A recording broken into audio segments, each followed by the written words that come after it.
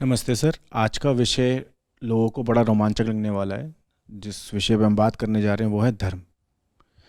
ये विषय सुर्खियों में रहता है, इसी पे बहुत चर्चा हो रही है, बहुत सारी बातें चल रही हैं। तो ये जो हंगामा है, इसके पीछे का सच जानने के लिए हम बैठे हैं। तो मैं शुरुआत करता हूँ। सवाल पहला यही है कि धर्म है क्या? असल में क्या है धर्म?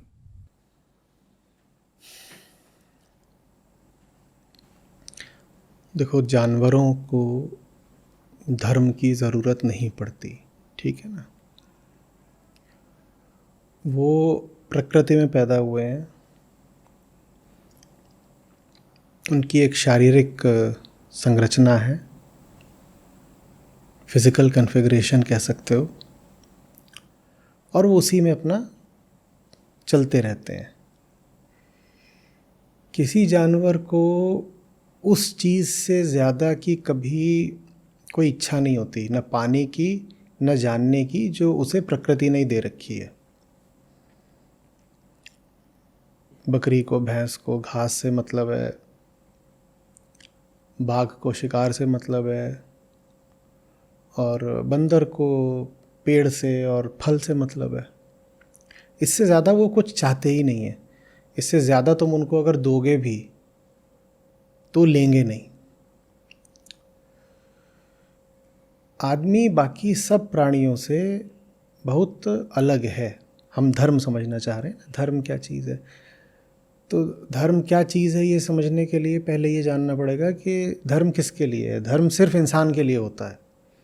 इतनी बड़ी सृष्टि है, इसमें इतने तरह तरह के जीव हैं, लेकिन आदमी अकेला है जिसको धर्म की ज़रूरत है, जिसके लिए धर्म होता है। आप नहीं कह पाओगे कि ऊँट का ये धर्म है, कुत्ते का ये धर्म है, गधे का ये धर्म है। वो बात बड़ी बचकानी लगेगी। तो इंसान में ऐसा क्या अलग है, क्या ऐसा अनूठा है कि उसे धर्म की ज़रूरत पड़ती है? इंसान के पास चुनाव है। इंसान अकेला है जिसके पास चुनाव की शक्ति है। उसे चुनना है। और उसे क्या चुनना है? उसे वो चुनना है जो उसकी जो कॉन्शियसनेस है, चेतना, उसको शांति दे सके, स्पष्टता दे सके और ऊंचाई दे सके। मनुष्य अकेला है जो जानने के लिए बहुत आतुर रहता है, बहुत जिज्ञासा करता है, बहुत कौतूहल करता है। थोड़ा बहुत कौतूहल जानवर भी दिखा देते हैं, पर बहुत सीमित होता है, बहुत ही सीमित। मनुष्य अकेला है जिसकी जिज्ञासा शांत ही नहीं होती। तो मनुष्य की चेतना जानना चाहती है, और नहीं जानती तो हम कहते हैं कि अस्पष्ट है, अज्ञानी है। इंसान खुद ही बेचैन रहता है अगर उसको बातें पता न चले तो। कोई आपसे झूठ बोल दे, आपको बुरा लग जाता है, क्योंकि आप सच जानना चाहते हो, आप जानना चाहते हो। किसी ने आपको बताया नहीं, कुछ उल्टा पुल्टा दे गया। इसी तरीके से आदमी अकेला है जो भीतर से बड़ा अशांत, बेचैन रहता है। जानवरों में, पशु पक्षियों में आप ये सब इतनी बेचैनी पाओगे नहीं। मनुष्य अकेले में रहती है। तो मनुष्य के पास हमेशा चुनाव रहता है कि वो क्या सोचे, क्या करे, किस दिशा को आगे बढ़े, जिससे कि उसको स्पष्टता और शांति मिल सके। ये मनुष्य के पास चुनाव की बात रहती है। तो फिर धर्म क्या हुआ? धर्म हुआ अपने लिए सही चुनाव करना। सही का पैमाना, क्राइटेरिया क्या है जो तुमको शांति दे, स्पष्टता दे, और ज़िंदगी में तमाम तरह की जो जंजीरें मिली हुई हैं, बंधन मिले हुए हैं, इनसे आज़ाद कराए। उसको कहते हैं सही होना। तुम्हारे लिए सही क्या है? जो तुमको शांति, स्पष्टता और मुक्ति दे, वो तुम्हारे लिए सही है। ठीक है। तो हमने पहली बात कही, इंसान अकेला जानवर है जिसे धर्म चाहिए। दूसरी बात हमने कही, धर्म का अर्थ होता है सही चुनाव करना। फिर हमने कहा सही चुनाव वो है जो तुम्हारी चेतना को ऊपर उठाए। फिर हमने कहा सही की परिभाषा है, चेतना के ऊपर उठने की परिभाषा है चेतना को शांति, स्पष्टता और मुक्ति मिलना। तो ये धर्म की परिभाषा है। धर्म की परिभाषा है। तो जैसे पुराने ज्ञानी भी बता गए हैं कि धार्यते इति धर्मः, जो बात आप धारण करो, जो बात आप चेतना में स्वीकार करो, चेतना के ऊपर रख दो, उसको धर्म कहते हैं। और यही बात चेतना के ऊपर रखनी होती है, मन को यही बताकर रखना होता है कि तुम सही निर्णय करना। गलत निर्णय करने की संभावना और आज़ादी हमेशा रहती है।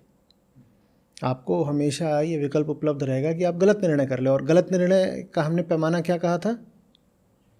जो आपको हाँ, जो आपको अशांत करे, जो आपको जानने न दे, दिमाग में कोहरा धुंधलका रखे, अस्पष्टता रखे, और जो ज़िंदगी में आपके बंधनों को बढ़ाए, उसको कहते हैं गलत चुनाव या गलत निर्णय। ठीक है, तो इंसान के पास ये दुर्भाग्यपूर्ण अधिकार है कि वो गलत निर्णय करता चले, बंधनों में फंसता चले, उसके दिमाग में जो भ्रम जाल है वो और मजबूत और घना होता चले। इंसान के पास ये बड़ी गड़बड़ ताकत है कि वो उल्टे पुल्टे निर्णय कर सकता है ज़िंदगी में। तो सही निर्णय करने को धर्म कहते हैं, यही धर्म है। ऐसे निर्णय करो जो तुम्हारी चेतना को ठीक रखें, स्वस्थ रखें, इसे धर्म कहते हैं। लेकिन सर आमतौर पे ये देखा गया है कि आदमी ज़्यादातर अपने पेट से चलता है, अपनी पार्श्विक वृत्तियों से चलता है। जैसे आपने कहा कि धारयति धर्म, तो धारण तो वो करता तो सबसे पहले अपना शरीर है। नहीं, उस धारण नहीं करना है, वो तो वो लेके पैदा होता है। धर्म धारण करना पड़ता है, धर्म सीखना पड़ता है। पेट तो आप माँ के गर्भ से लेकर पैदा होते हो, वो नहीं धारण करना पड़ता। तो जिन पाशविक वृत्तियों की आप बात कर रहे हैं वो तो आप में जन्म के समय भी होती हैं, जन्म से पहले भी होती हैं। पाशविक वृत्ति माने क्या? यही सब कि अपने लिए जीऊँगा, खाना मिल जाए जल्दी से, जहाँ मेरा स्वार्थ है उस दिशा को भाग लूँ। छोटा बच्चा भी होता है, उसको अगर दूध चाहिए तो वो उसके लिए माँ को रात के 2 बजे 3-4 बजे भी परेशान कर सकता है, क्योंकि उसके अपने पेट का सवाल है। यही पाशविक वृत्तियाँ होती हैं। छोटा जो बच्चा होता है उसके पास कोई धर्म नहीं होता, धर्म उसको सिखाना पड़ता है। धर्म न सिखाओ तो एक बड़ा बुरा खतरा रहता है, वो ये कि इंसान जानवर ही नहीं, जानवर के तल से भी नीचे गिर जाएगा। जानवर को तो कोई धर्म सिखाना है नहीं, और इंसान को अगर धर्म नहीं सिखाओ तो वो लगातार गलत निर्णय ले सकता है और जानवर से भी बुरा हो सकता है। और जब मैं कह रहा हूँ धर्म सिखाओ तो मेरा उससे आशय कोई प्रचलित पंथ, संप्रदाय, समुदाय आदि नहीं है। मैं आयोजित ऑर्गेनाइज्ड रिलीजन की बात नहीं कर रहा हूँ, मैं बात कर रहा हूँ धर्म के मर्म की।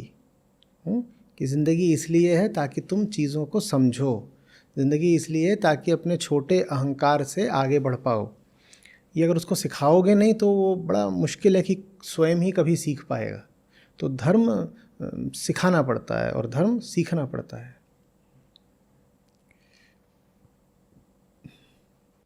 जैसे आपने कहा कि धर्म सीखना पड़ता है, तो एक बच्चा जो पैदा होता है उसे फिर उचित धार्मिक शिक्षा जब वो छोटे उम्र का होता है तो उसे फिर शायद माँ बाप से ही मिलेगी। तो वो माँ बाप से उसे कुछ मिलता है, पर जो मिलता है वो धर्म नहीं होता। हाँ, आप ये कह सकते हैं कि हिंदू घर में पैदा हुआ तो माँ बाप उसका हिंदू नामकरण कर देंगे और कह देंगे तुम हिंदू हो। मुसलमान घर में पैदा हुआ तो कह देंगे मुसलमान हो। ऐसे वो सब मिल जाता है, बहुत ऊपरी चीज़ है।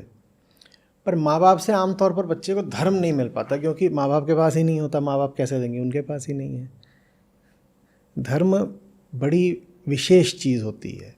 धर्म वो है जो आपके इंसान पैदा होने को सार्थक बनाता है। नहीं तो इंसान पैदा होना बड़े दुर्भाग्य की बात है। आदमी ज़िंदगी भर छटपटाएगा। कोई जानवर नहीं छटपटाता जीवन भर, आप नहीं पाओगे। जानवर अपने में मस्त रहते हैं, जैसा उन्हें प्रकृति ने पैदा करा है वैसे ही अपना घूमते खेलते रहते हैं, मस्त पड़े रहते हैं। पर इंसान ज़िंदगी भर छटपटाएगा अगर उसके पास क्लैरिटी ऑफ कॉन्शियसनेस, मन की स्पष्टता नहीं है तो धर्म चाहिए इंसान को। ये सुनकर ऐसा लगता है कि प्रकृति ने तो फिर इसका कोई प्रबंध ही नहीं किया कि एक बच्चा अगर पैदा प्रकृति होता ने है। आपको छटपटाहट दी है, यही प्रबंध किया है। प्रकृति ने आपको एक समस्या दे दी है, प्रकृति ने आपको एक गड़बड़ स्थिति में पैदा कर दिया है और आपको ये ताकत दे दी है, हमने कहा ना चुनाव, चुनने की ताकत, और आपको ये ताकत दे दी है कि आप सही निर्णय कर कर के जिस स्थिति में पैदा हुए हो, जिस हालत में फंसे हुए हो, उससे बाहर आ सको। तो कोई पूछे कि क्या प्रकृति आपकी मुक्ति के लिए कोई प्रबंध करती है, तो मैं कहूँगा दुख है उस प्रबंध का नाम। जो इंसान पैदा हुआ है वो दुख पाएगा। जानवर पैदा हुआ है तो आवश्यक नहीं है दुख पाए। हाँ, ये हो सकता है कि जानवर पीड़ा पा जाए, पर जिस स्तर का दुख इंसान झेलता है, किसी जानवर को उतना दुख नहीं झेलना पड़ता। प्रकृति ने इंसान के लिए एक विशेष व्यवस्था करी है कि बेटा तुम आदमी पैदा हो रहे हो ना, तुम्हें दुख मिलेगा। अब इसी दुख के कारण आप अपनी शक्तियों का इस्तेमाल करते हुए आज़ादी की ओर बढ़ें, दुख से मुक्ति की ओर बढ़ें, तो ये आपका निर्णय है, ये निर्णय आपको करना चाहिए। इसी निर्णय को धर्म कहते हैं।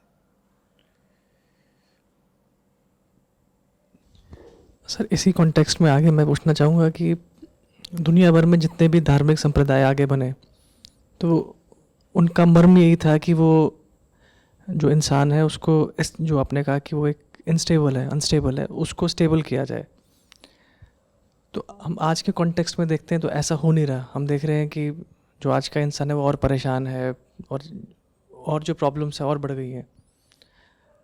तो इस हिसाब से जो धर्म का मेन मतलब है वही हम देख रहे हैं, that's not coming into being. तो इसको कैसे हम समझें? नहीं, आप पैदा होते हो तो आपके पास, हमने कहा ना, दो विकल्प होते हैं कि आपके पास जो कुछ है उसका इस्तेमाल आप अपनी मुक्ति के लिए कर लो, या आपके पास जो कुछ है उसका इस्तेमाल अपने बंधनों को ही और मजबूत करने के लिए कर लो। अब धर्म भी तो आपके, देखे, आपके पास की एक चीज़ है ना। धर्म भी आपके हिसाब से आपके हाथ की एक चीज़ है। ये मेरा धर्म है, ये मेरा धर्म है। ये मेरा घर है, ये मेरी गाड़ी है, ये मेरी घड़ी है, और ये मेरा धर्म है। तो जैसे आप हर चीज़ का इस्तेमाल अपनी पाशविक वृत्तियों को, अपनी एनिमल इंस्टिंक्ट्स को पूरा करने के लिए करते हो, जो भी चीज़ आपके हाथ लगती है आप उसे क्या इस्तेमाल करते हो। एक आदमी है, वो पाशविक है, एनिमलिस्टिक है, जानवर जैसा है।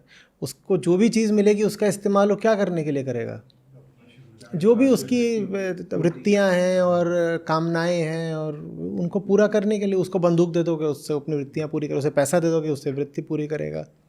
उसे जो भी दे दोगे उसका इस्तेमाल वो उसकी जो पाशविक किस्म की डिज़ायर्स हैं, प्राइमोर्डियल डिज़ायर्स, वही पुरानी, उनको ही पूरा करने के लिए करेगा। उसे दे दो तो उसको धर्म भी मिल गया है। तो धर्म का इस्तेमाल भी अपनी इच्छाओं को, वासनाओं को, अपनी ईर्ष्याओं को पूरा करने के लिए ही करता है।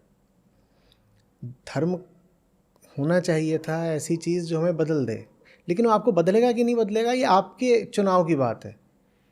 भूलिएगा नहीं कि प्रकृति ने आपको एक विशेष अधिकार देकर पैदा करा है मनुष्य होने के नाते।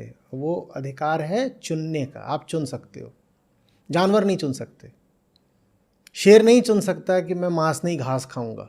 इंसान चुन सकता है कि मैं मांस नहीं घास खाऊंगा। इंसान में और जानवर में बड़ा अंतर है।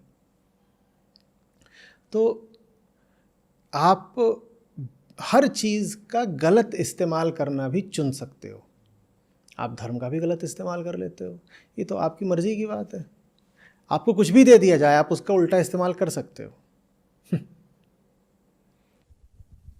जैसे आपने अभी कहा कि जो धर्म के जो निर्णय जो आदमी को लेने होते हैं उसके मर्म के पीछे समझ होती है, उसको समझना पड़ता है पहले। अब समझ एक आदमी में उतरे, उसमें लगता है समय और ऊर्जा। अब जीवन काल तो चल रहा है, उसको लगातार अपने निर्णय लेने हैं। तो उस समय पे अगर जैसे बहुत सारे धर्मों में कुछ, हाँ, कुछ बातें बताई जाती है, कुछ रूल्स एंड रेगुलेशंस होते हैं जिनको आप बोलते हैं कि हाँ जी आप इनको फॉलो करो तो आप इस पंथ के हैं, तो उनकी कोई अहमियत है या फिर वो करने से आदमी और ज़्यादा उन्हीं पर ही निर्भर हो जाता है और फिर उसकी समझ की शक्ति खत्म हो जाती है? दोनों बातें हो सकती हैं। आपको धर्म कुछ नियम देता है, कुछ कायदे देता है, हर धर्म में होते हैं ये कि साहब आप फलाने धर्म के हैं तो फिर आप फलाने नियमों का पालन करेंगे, फलानी आपकी एक जीवन पद्धति होगी। कई बार आपको एक विचार पद्धति भी दे दी जाती है कि आप ऐसे जिएंगे, ऐसे खाएंगे पिएंगे, ऐसा आचरण आपका रहेगा, ये सब दे दिया जाता है। वो दिया जाता है ताकि आप उसका इस्तेमाल करके मन को साफ रख सकें। वो कोई आखिरी चीज़ नहीं है। धर्म इसलिए थोड़ी है कि वो आपको बता दे कि ऐसे खाना चाहिए, खाते वक्त पहला निवाला ऐसे लेना चाहिए, किस हाथ से पानी पीना है, किस हाथ से नहीं पानी पीना है, किस दिशा को मुंह करके प्रार्थना करनी है। ये सब बताने के लिए धर्म थोड़ी होता है। धर्म का तो संबंध, भूलिएगा नहीं, इसको बार बार आप याद रखिए, धर्म का संबंध तो आपके अहंकार की निवृत्ति से है। भीतर जो बैठा हुआ है ना, जो मैं बोलता है, उसको शांति मिले, वो लीन हो जाए, वो मिटे, या कह दीजिए कि वो पूर्णता पाले, जो उसकी गहरी से गहरी कामना है वो पूरी हो जाए, वो मिट ही जाए। ये है धर्म का उद्देश्य। धर्म का उद्देश्य ये नहीं है कि आपको बताए कपड़े कौन से पहनने हैं, कौन सा रंग शुभ होता है, कौन सा अशुभ होता है। ये सब धर्म के अंतर्गत आता भी नहीं है। और अगर आप कहेंगे बहुत ज़ोर देके कि धर्म में आता है, तो मैं कहूँगा ये धर्म की परिधि पर आता है। परिधि समझते हो? सरकमफ्रेंस। ये धर्म के बाहरी क्षेत्र की बात है, ये धर्म में कोई केंद्रीय बात नहीं है कि किससे कैसे संबंध रखने हैं और कहाँ बैठना चाहिए, कहाँ नहीं बैठना चाहिए, स्त्री पुरुष के संबंध क्या रखने होते हैं, और बच्चों को लालन पोषण कैसे करना है, बच्चों को कौन सी बातें बतानी है, या बच्चों के मन में क्या बात डाल देनी है, क्या कैसे संस्कारित कर देना है, ये सब धर्म का विषय नहीं है। तो लेकिन धर्मों में ये सब बातें होती हैं। वो इसलिए होती हैं ताकि तैयारी हो सके आगे की यात्रा की। ये सब बातें अपने आप में मंजिल नहीं होती, ये सब बातें आगे की यात्रा की तैयारी के लिए होती हैं। लेकिन बहुत सारे लोग इन्हीं चीज़ों को अपनी मंजिल बना लेते हैं। वो सोचते हैं कि हम इतने बजे उठते हैं, हम दिन में इतनी बार प्रार्थना या प्रेयर या नमाज वगैरह कर लेते हैं तो हम धार्मिक हो गए। इससे थोड़ी हो जाओगे। कई लोग कहते हैं कि हम खान पान का संयम कर लेते हैं तो इससे हम धार्मिक हो गए। बहुत लोगों को लगता है कि हम बलि या कुर्बानी दे देते हैं, इसी से हम धार्मिक हो गए। इससे कैसे धार्मिक हो जाओगे? ये कौन सी बात हो गई, है ना। बहुत लोगों को लगता है कि हमने कुछ धर्म ग्रंथ पढ़ लिए हैं और हमें कुछ श्लोक या वर्ष आयतें कंठस्थ हैं तो हम धार्मिक हो गए। ऐसे थोड़ी हो जाते हो। धर्म बड़ी कड़ी चीज़ है, बड़ी सूक्ष्म है, सुई की नोक जितनी। धर्म का पूरा जोर बस एक बिंदु पर केंद्रित है। तो मैं कह रहा हूँ सुई की नोक, बस एक बिंदु, और वो एक बिंदु है मैं। आपका अहंकार कम हुआ कि नहीं हुआ, आपको उस झूठ से, उस इल्यूजन से मुक्ति मिली कि नहीं मिली, जिसको ईगो कहते हैं। सिर्फ यही धर्म की विषय वस्तु है। कोई पूछे धर्म का सब्जेक्ट क्या है, धर्म चाहता क्या है? धर्म सिर्फ लिबरेशन चाहता है, बाकी कुछ नहीं चाहता धर्म। तो बाकी सब बातें जो आपको बताई जाती हैं धर्म के नाम पर, उनका महत्व या तो शून्य होता है या बहुत कम होता है। लेकिन हम ऐसे पागल लोग हैं कि हम उन्हीं बातों को सबसे ज़्यादा महत्व का मान लेते हैं, और हम प्रसन्न भी हो जाते हैं कि हम उन सब चीज़ों का पालन कर रहे हैं, प्रथाओं का, परंपराओं का, रीति रिवाजों का। तो हमको लगता है कि हम धार्मिक हो गए, और भीतर से हमें बड़ा गर्व भी आ जाता है। हमें लगता है हम श्रेष्ठ हैं, हम धार्मिक हैं। देखो मैं ऐसे खाता हूँ, ऐसे नहीं खाता, ऐसे सोता हूँ, ऐसे नहीं सोता, 5 बार मैं फलानी यात्रा कर आया हूँ तो मैं ज़्यादा धार्मिक आदमी हूँ, मैं श्रेष्ठ हो गया, मैं पुण्यात्मा हो गया, ये सब बेकार की बात है। जो असली चीज़ है बस वही मायने रखती है। असली चीज़ ये है कि इंसान को धर्म की ज़रूरत है ही क्यों? इंसान को धर्म की ज़रूरत है क्योंकि इंसान के भीतर कोई है जो भीतर से बिलबिलाता रहता है, उसके कारण इंसान को धर्म की ज़रूरत है। अब वो बिलबिलाहट कम हुई कि नहीं हुई, इससे तय होगा कि तुम धार्मिक आदमी हो कि नहीं हो। तो सर, अगर धर्म हमारी छटपटाहट और हमारे दुख का समाधान है, तो हम वहाँ से लेकर इस बिंदु पर कैसे आ गए कि जो प्रचलित धर्म और रीति रिवाज और इस तरह की चीज़ों में कैसे हम फंस गए? देखो, फिर कह रहा हूँ, हमारे पास ये ताकत है, अधिकार है कि हमें अच्छी से अच्छी चीज़ भी दी जाए तो हम उसका बुरे से बुरा इस्तेमाल कर लें। मैं एक उदाहरण देता हूँ। एक पहाड़ के ऊपर एक आदमी ने दूसरों के लिए अपनी जान दे दी। एक पहाड़ के ऊपर एक आदमी ने दूसरों की भलाई के लिए अपनी जान दे दी, ठीक है। तो उसके आसपास के जो लोग थे, जो उसके साथ रहते थे, जिन्होंने उसके जीवन को देखा, उसको जान देते हुए देखा, उन्होंने कहा ये बहुत बड़ा काम हुआ है। ये सचमुच एक धार्मिक व्यक्ति था जिसने एक धार्मिक जीवन जिया, और ये जो इसने जान दी है ये धर्म का सबसे उत्कृष्ट उदाहरण है। तो उन्होंने कहा कि इस जगह पर अब हम एक तीर्थ बनाए देते हैं, तो लोग आया करें यहाँ पर, क्योंकि यहाँ पर किसी ने दूसरों की मदद, भलाई, कल्याण के लिए अपनी जान दी थी और पूरी ज़िंदगी लगाई थी। तो अब उद्देश्य तो ये है कि दूसरे वहाँ पर आएं और वहाँ पर जो हुआ था उस चीज़ को जानें, समझें, ताकि उनको भी एक हौसला मिले और दिशा मिले कि तुम भी अपने जीवन के निर्णय इसी तरह लो ना। देखो, एक आदमी है जो इस पहाड़ की चोटी पर सही ज़िंदगी जी पाया, अपनी चेतना को ऊंचाई दे पाया और मुक्त हो पाया, तो तुम भी हो सकते हो। एक के उदाहरण से दूसरे लोग सीखें। तो इसलिए वहाँ पर मान लो एक तीर्थ की स्थापना करी गई। अब तीर्थ की स्थापना कर दी, अब वो स्थापना हुए बीत गए 500 साल, 1000 साल, 3000 साल बीत गए। अब लोग आते हैं वहाँ पर, किस लिए आते हैं उस बात को कब का भूल गए। भूल ही नहीं गए, जो मूल तथ्य था उसको भुला करके और विकृत करके, तोड़ मरोड़ करके बहुत तरह की कथाएं, कहानियां बना ली। जो व्यक्ति था उसको देवता बना दिया। उसने जो निस्वार्थ जीवन जिया था उसका बता दिया कि किसी आकर के उसको ईश्वर ने आशीर्वाद दिया कि अब तू मृत्यु को प्राप्त होगा तो तुझे स्वर्ग मिलेगा। अब स्वर्ग को पाना तो स्वार्थ जैसा हो गया ना।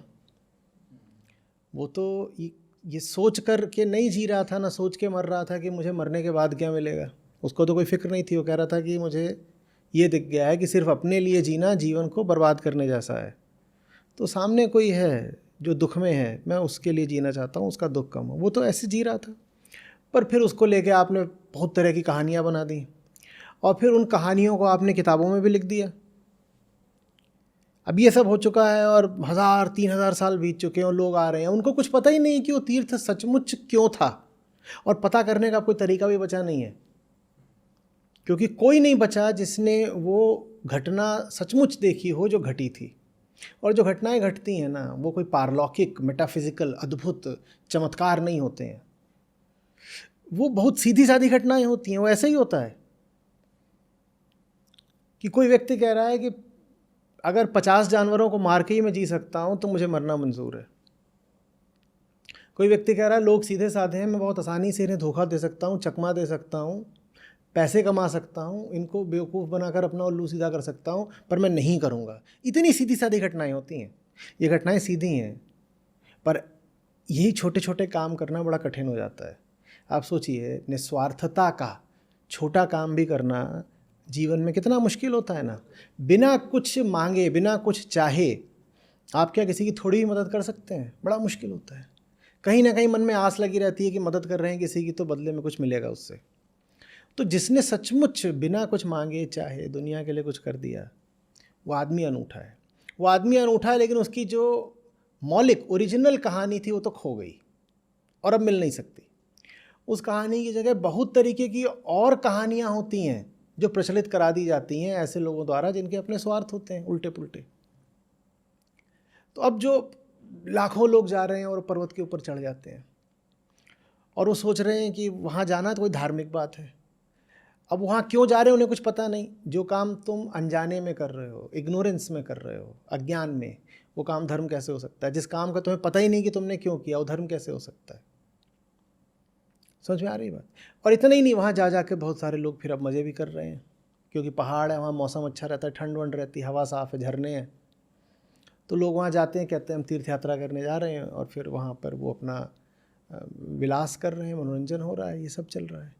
तो इस तरीके से चीज़ें ख़राब होती हैं कि होता कुछ और है और 2000 साल बाद बचता कुछ और है।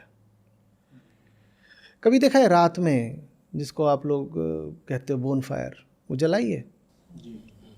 हाँ, तो क्या उसकी रात में लपट होती है? वो लपकती है आसमान की ओर और चारों तरफ अंधेरा हो, एकदम भयानक अंधेरा हो, और बीच में वो आग जल रही है जैसे 10 मशालें। और क्या उसका सौंदर्य है और क्या उसकी उपयोगिता है? ये धार्मिक व्यक्ति का जीवन होता है कि जगत में अज्ञान का अंधेरा छाया हुआ है और बीच में एक आदमी है जो मशाल की तरह जल रहा है, और उसके जलने से रात के जीवों को थोड़ा आसरा बंध जाता है। वो दिन तक डटे रह पाते हैं, वो सूर्योदय तक, प्रभात की पहली किरण तक डटे रह जाते हैं। रात कट जाती है किसी तरीके से उस धार्मिक व्यक्ति की वजह से। पर लकड़ी तो लकड़ी है, और इंसान का तन भी लकड़ी होता है। लकड़ी जल जाती है और आग बुझ जाती है, और बचती क्या है? बस राख। और वही चीज़ जो रात में इतनी गरिमा लिए हुए थी, क्या उसका प्रकाश था? आपने देखा है अगले दिन दोपहर तक वो चीज़ कैसी दिखती है, जगह कैसी दिखती है? याद करो, एकदम निर्जीव हो जाती है जगह। वहाँ पे अधजली लकड़ी पड़ी हुई है और राख पड़ी हुई है, और सब कितना अजीब लग रहा है, कितना अजीब लग रहा है।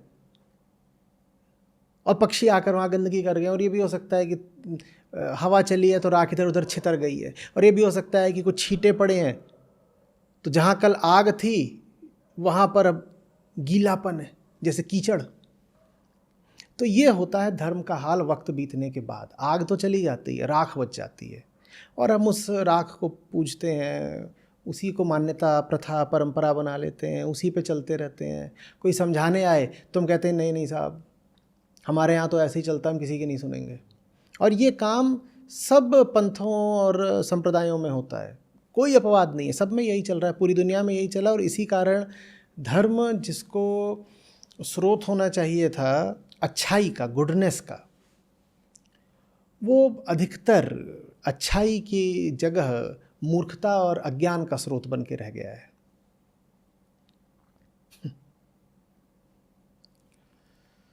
तो सर, मेरा तो सवाल यही उठता है, तब बार बार यही देखा गया है कि जो सबसे ऊंची से ऊंची चीज़ भी है, वो भी आदमी को एक समय के बाद तो दुखी देना शुरू कर देती है, उसके लिए लाभदायक तो रहती नहीं। तो क्या फिर आदमी का जीवन सिर्फ और सिर्फ दुख के लिए ही बना है? चुनाव की बात है ये, मैं अभी आधे घंटे में चौथी पांचवी बार बोल रहा हूँ, चुनाव की बात है। इंसान का जीवन दुख भोगने के लिए भी हो सकता है। कोई दुख भोगने का चुनाव नहीं करता, सब सुख भोगने का चुनाव करते हैं, उस चक्कर में उन्हें दुख मिल जाता है। तो तुम अज्ञान में दुख भी भोग सकते हो सुख भोगने के चक्कर में, और तुम मुक्ति का, श्रेष्ठता का, साहस का भी चुनाव कर सकते हो। तुम्हारे ऊपर है, तुम्हें किसी ने बांध नहीं रखा है। तुम अद्भुत हो, तुम मनुष्य हो, तुम न तो ये लकड़ी हो, ये कुर्सी है, इसको किसी और ने बनाया, इसका उद्देश्य किसी और ने तय करा, इसकी ज़िंदगी कोई और तय करता है, इसे कहीं से कहीं उठा के कोई और रख देता है। इससे थोड़ा सा बेहतर कोई जानवर होता है, वो ऐसा लगता है जैसे अपनी इच्छा पर चल रहा हो, पर उसकी इच्छा भी पहले से तय है। हिरण के सामने शेर पड़ जाएगा तो पहले से तय है कि हिरण क्या इच्छा करेगा। हिरण ये इच्छा करेगा कि जिस दिशा से शेर आया है उससे उल्टी दिशा भाग लो। तो वो जो लगता है हमें कि हिरण की इच्छा नहीं है, वो इच्छा हिरण के शरीर में पहले से ही प्रविष्ट है, कन्फिगर्ड है। तो न कुर्सी न हिरण के पास स्वेच्छा जैसा कुछ होता है। इंसान अकेला है जिसके पास स्वेच्छा है, चुनाव है, वो चुन सकता है। तो अगर तुम दुख भोगते पाते हो अपने आप को या मानवता को, तो ये जान लो कि हम अपने चुनाव कहीं ना कहीं बहुत गड़बड़ कर रहे हैं। हमें कहीं से कुछ लिख कर नहीं आया है, हम किसी से बंधे हुए नहीं हैं। कोई बनाने वाला नहीं है जिसने पहले से निर्धारित करके भेजा हो कि जाओ तुम दुख भोगो। हम में ताकत है, हम में शक्ति है, हम स्वयंभू हैं और हम चुन सकते हैं कि हमें गुलाम बनना है कि स्वामी बनना है। तो आप अगर गुलाम बनना भी चुन रहे हो तो वो भी एक तरीके से आपका स्वामित्व है, आपने खुद चुना है गुलाम बनना। आप किसी और को दोष नहीं दे सकते। सर अभी आपने बोला चुनाव, कि हमारे पास चुनाव है, तो इसी से रिलेटेड मैं एक प्रश्न पूछना चाहूँगा कि जो धार्मिक परिवर्तन होता है या कन्वर्जन होता है, इसका क्या महत्व है? महत्व तो कुछ भी नहीं है। क्या महत्व है? देखो, धर्म का अर्थ समझ गए, ठीक है। अब धर्म परिवर्तन माने क्या होता है और क्यों कोई धर्म परिवर्तन किसी दूसरे का करवाता है और कोई अपना क्यों करता है, थोड़ा इसको समझते हैं। मैं अधर्म से आता हूँ और मैं तुम्हारे पीछे पड़ा हूँ कि मैं इसका तो कन्वर्जन करा के मानूंगा। तुम ब धर्म से आते हो, मैं अ हूँ, तुम ब हो, और मैंने बिल्कुल नज़र कर लिया कि इसका तो कन्वर्जन कराना है। अब मैं क्यों कराऊँ? वो इस पे निर्भर करता है कि मैं कौन हूँ। भाई अगर मैं अच्छा आदमी हूँ तो मैं दूसरे की अच्छाई ही करना चाहूँगा, और अगर मैं अधार्मिक माने बुरा आदमी हूँ तो मैं दूसरे का इस्तेमाल करके अपना स्वार्थ पूरा करना चाहूँगा। यही बात है ना। अब मैं इस आदमी से कह रहा हूँ कि भाई तुम अपना धर्म बदल लो, उसकी दो ही वजहें हो सकती हैं।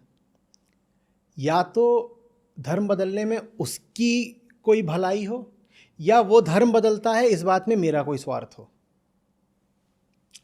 मैं उसको बोल रहा हूँ तुम अपना धर्म बदलो। मेरे ऐसे आग्रह के पीछे दो ही कारण हो सकते हैं कि या तो मैं इसका हितैषी हूँ, वेल विशर हूँ, तो मैं चाहता हूँ इसका भला हो, ये अपना कन्वर्जन कर ले। मैं बड़ा अच्छा आदमी हूँ, मैं अपनी नेकनियति से, अपनी सद्भावना से, अपनी निस्वार्थता से इसका कन्वर्जन कराना चाहता हूँ। एक संभावना ये हो गई।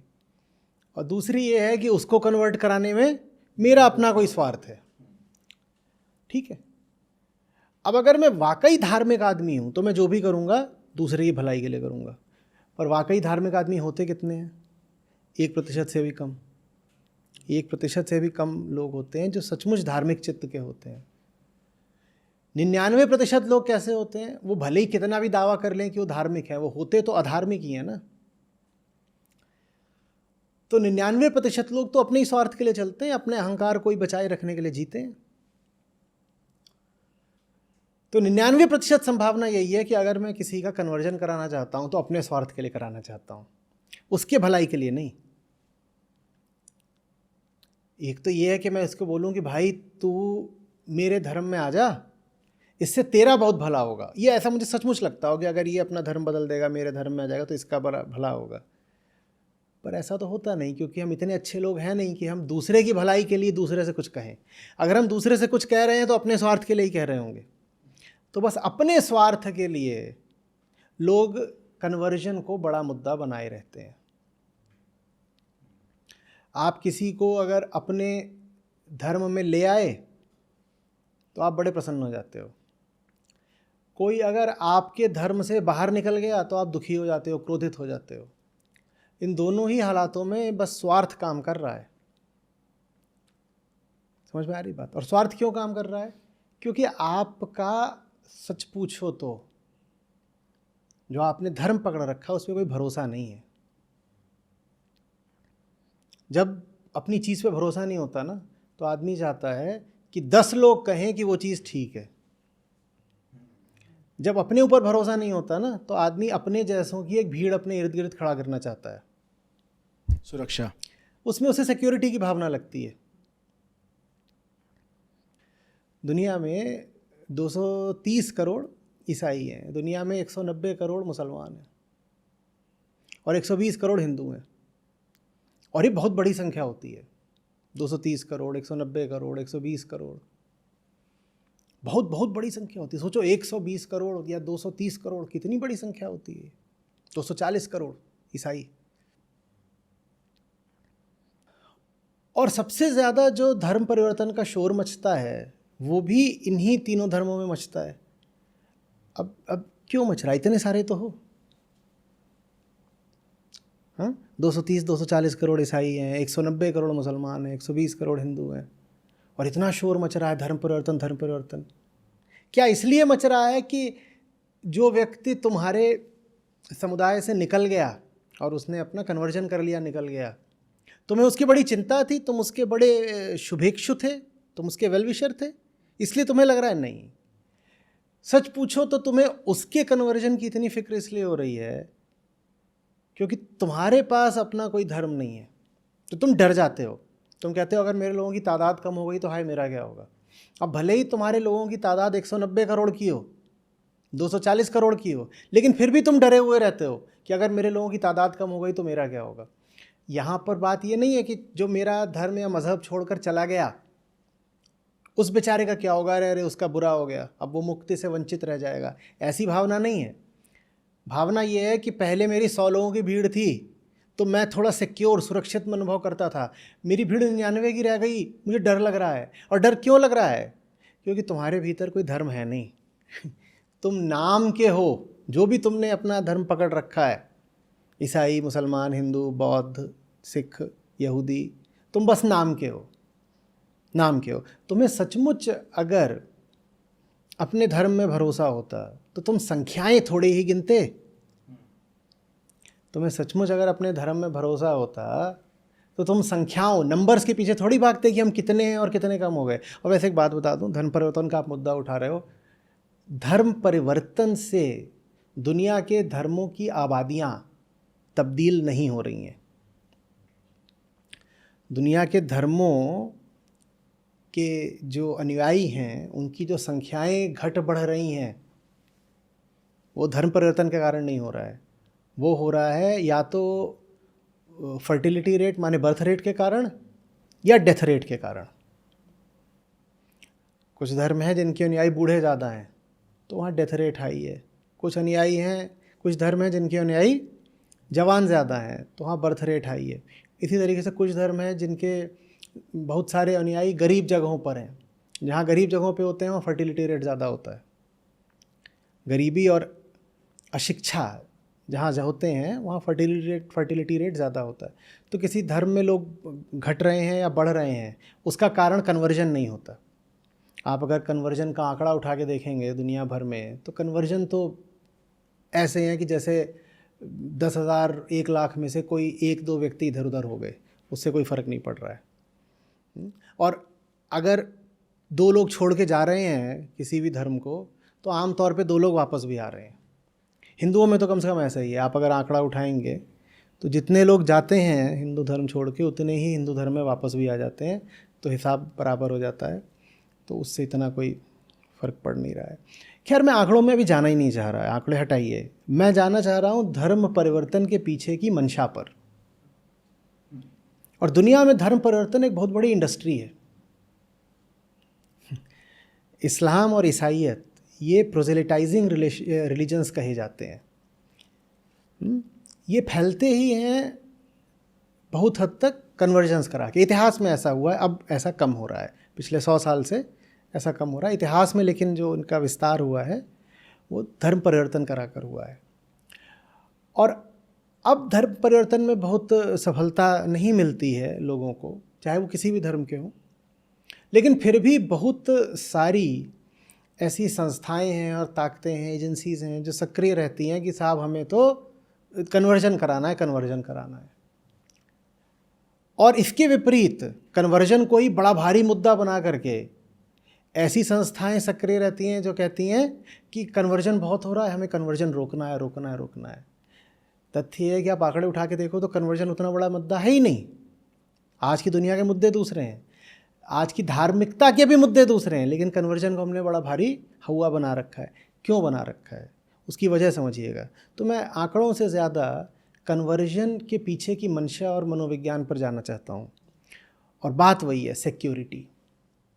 जब मुझे अपनी चीज़ पे भरोसा नहीं होता तो मैं चाहता हूँ कि 100 लोगों के पास वही चीज़ हो, ताकि मुझे लगे मेरे पास भी सही चीज़ है।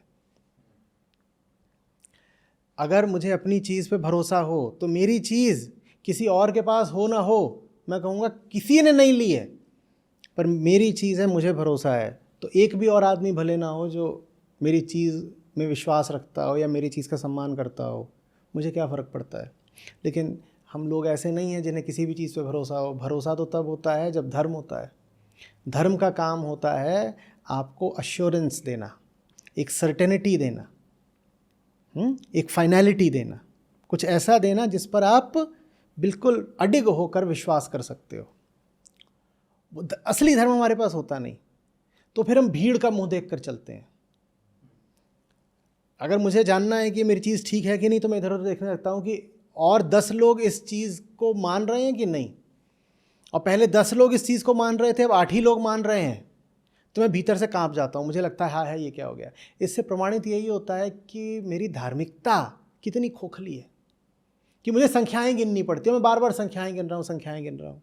और मज़े की बात ये भी है कि दुनिया में जो धर्म बहुत कम संख्याओं के हैं, वो कन्वर्जन को लेके इतना ज़्यादा शोर नहीं मचाते। हालांकि कन्वर्जन को लेके सब इधर उधर की बातें करते रहते हैं, लेकिन इतना शोर नहीं मचाते वो।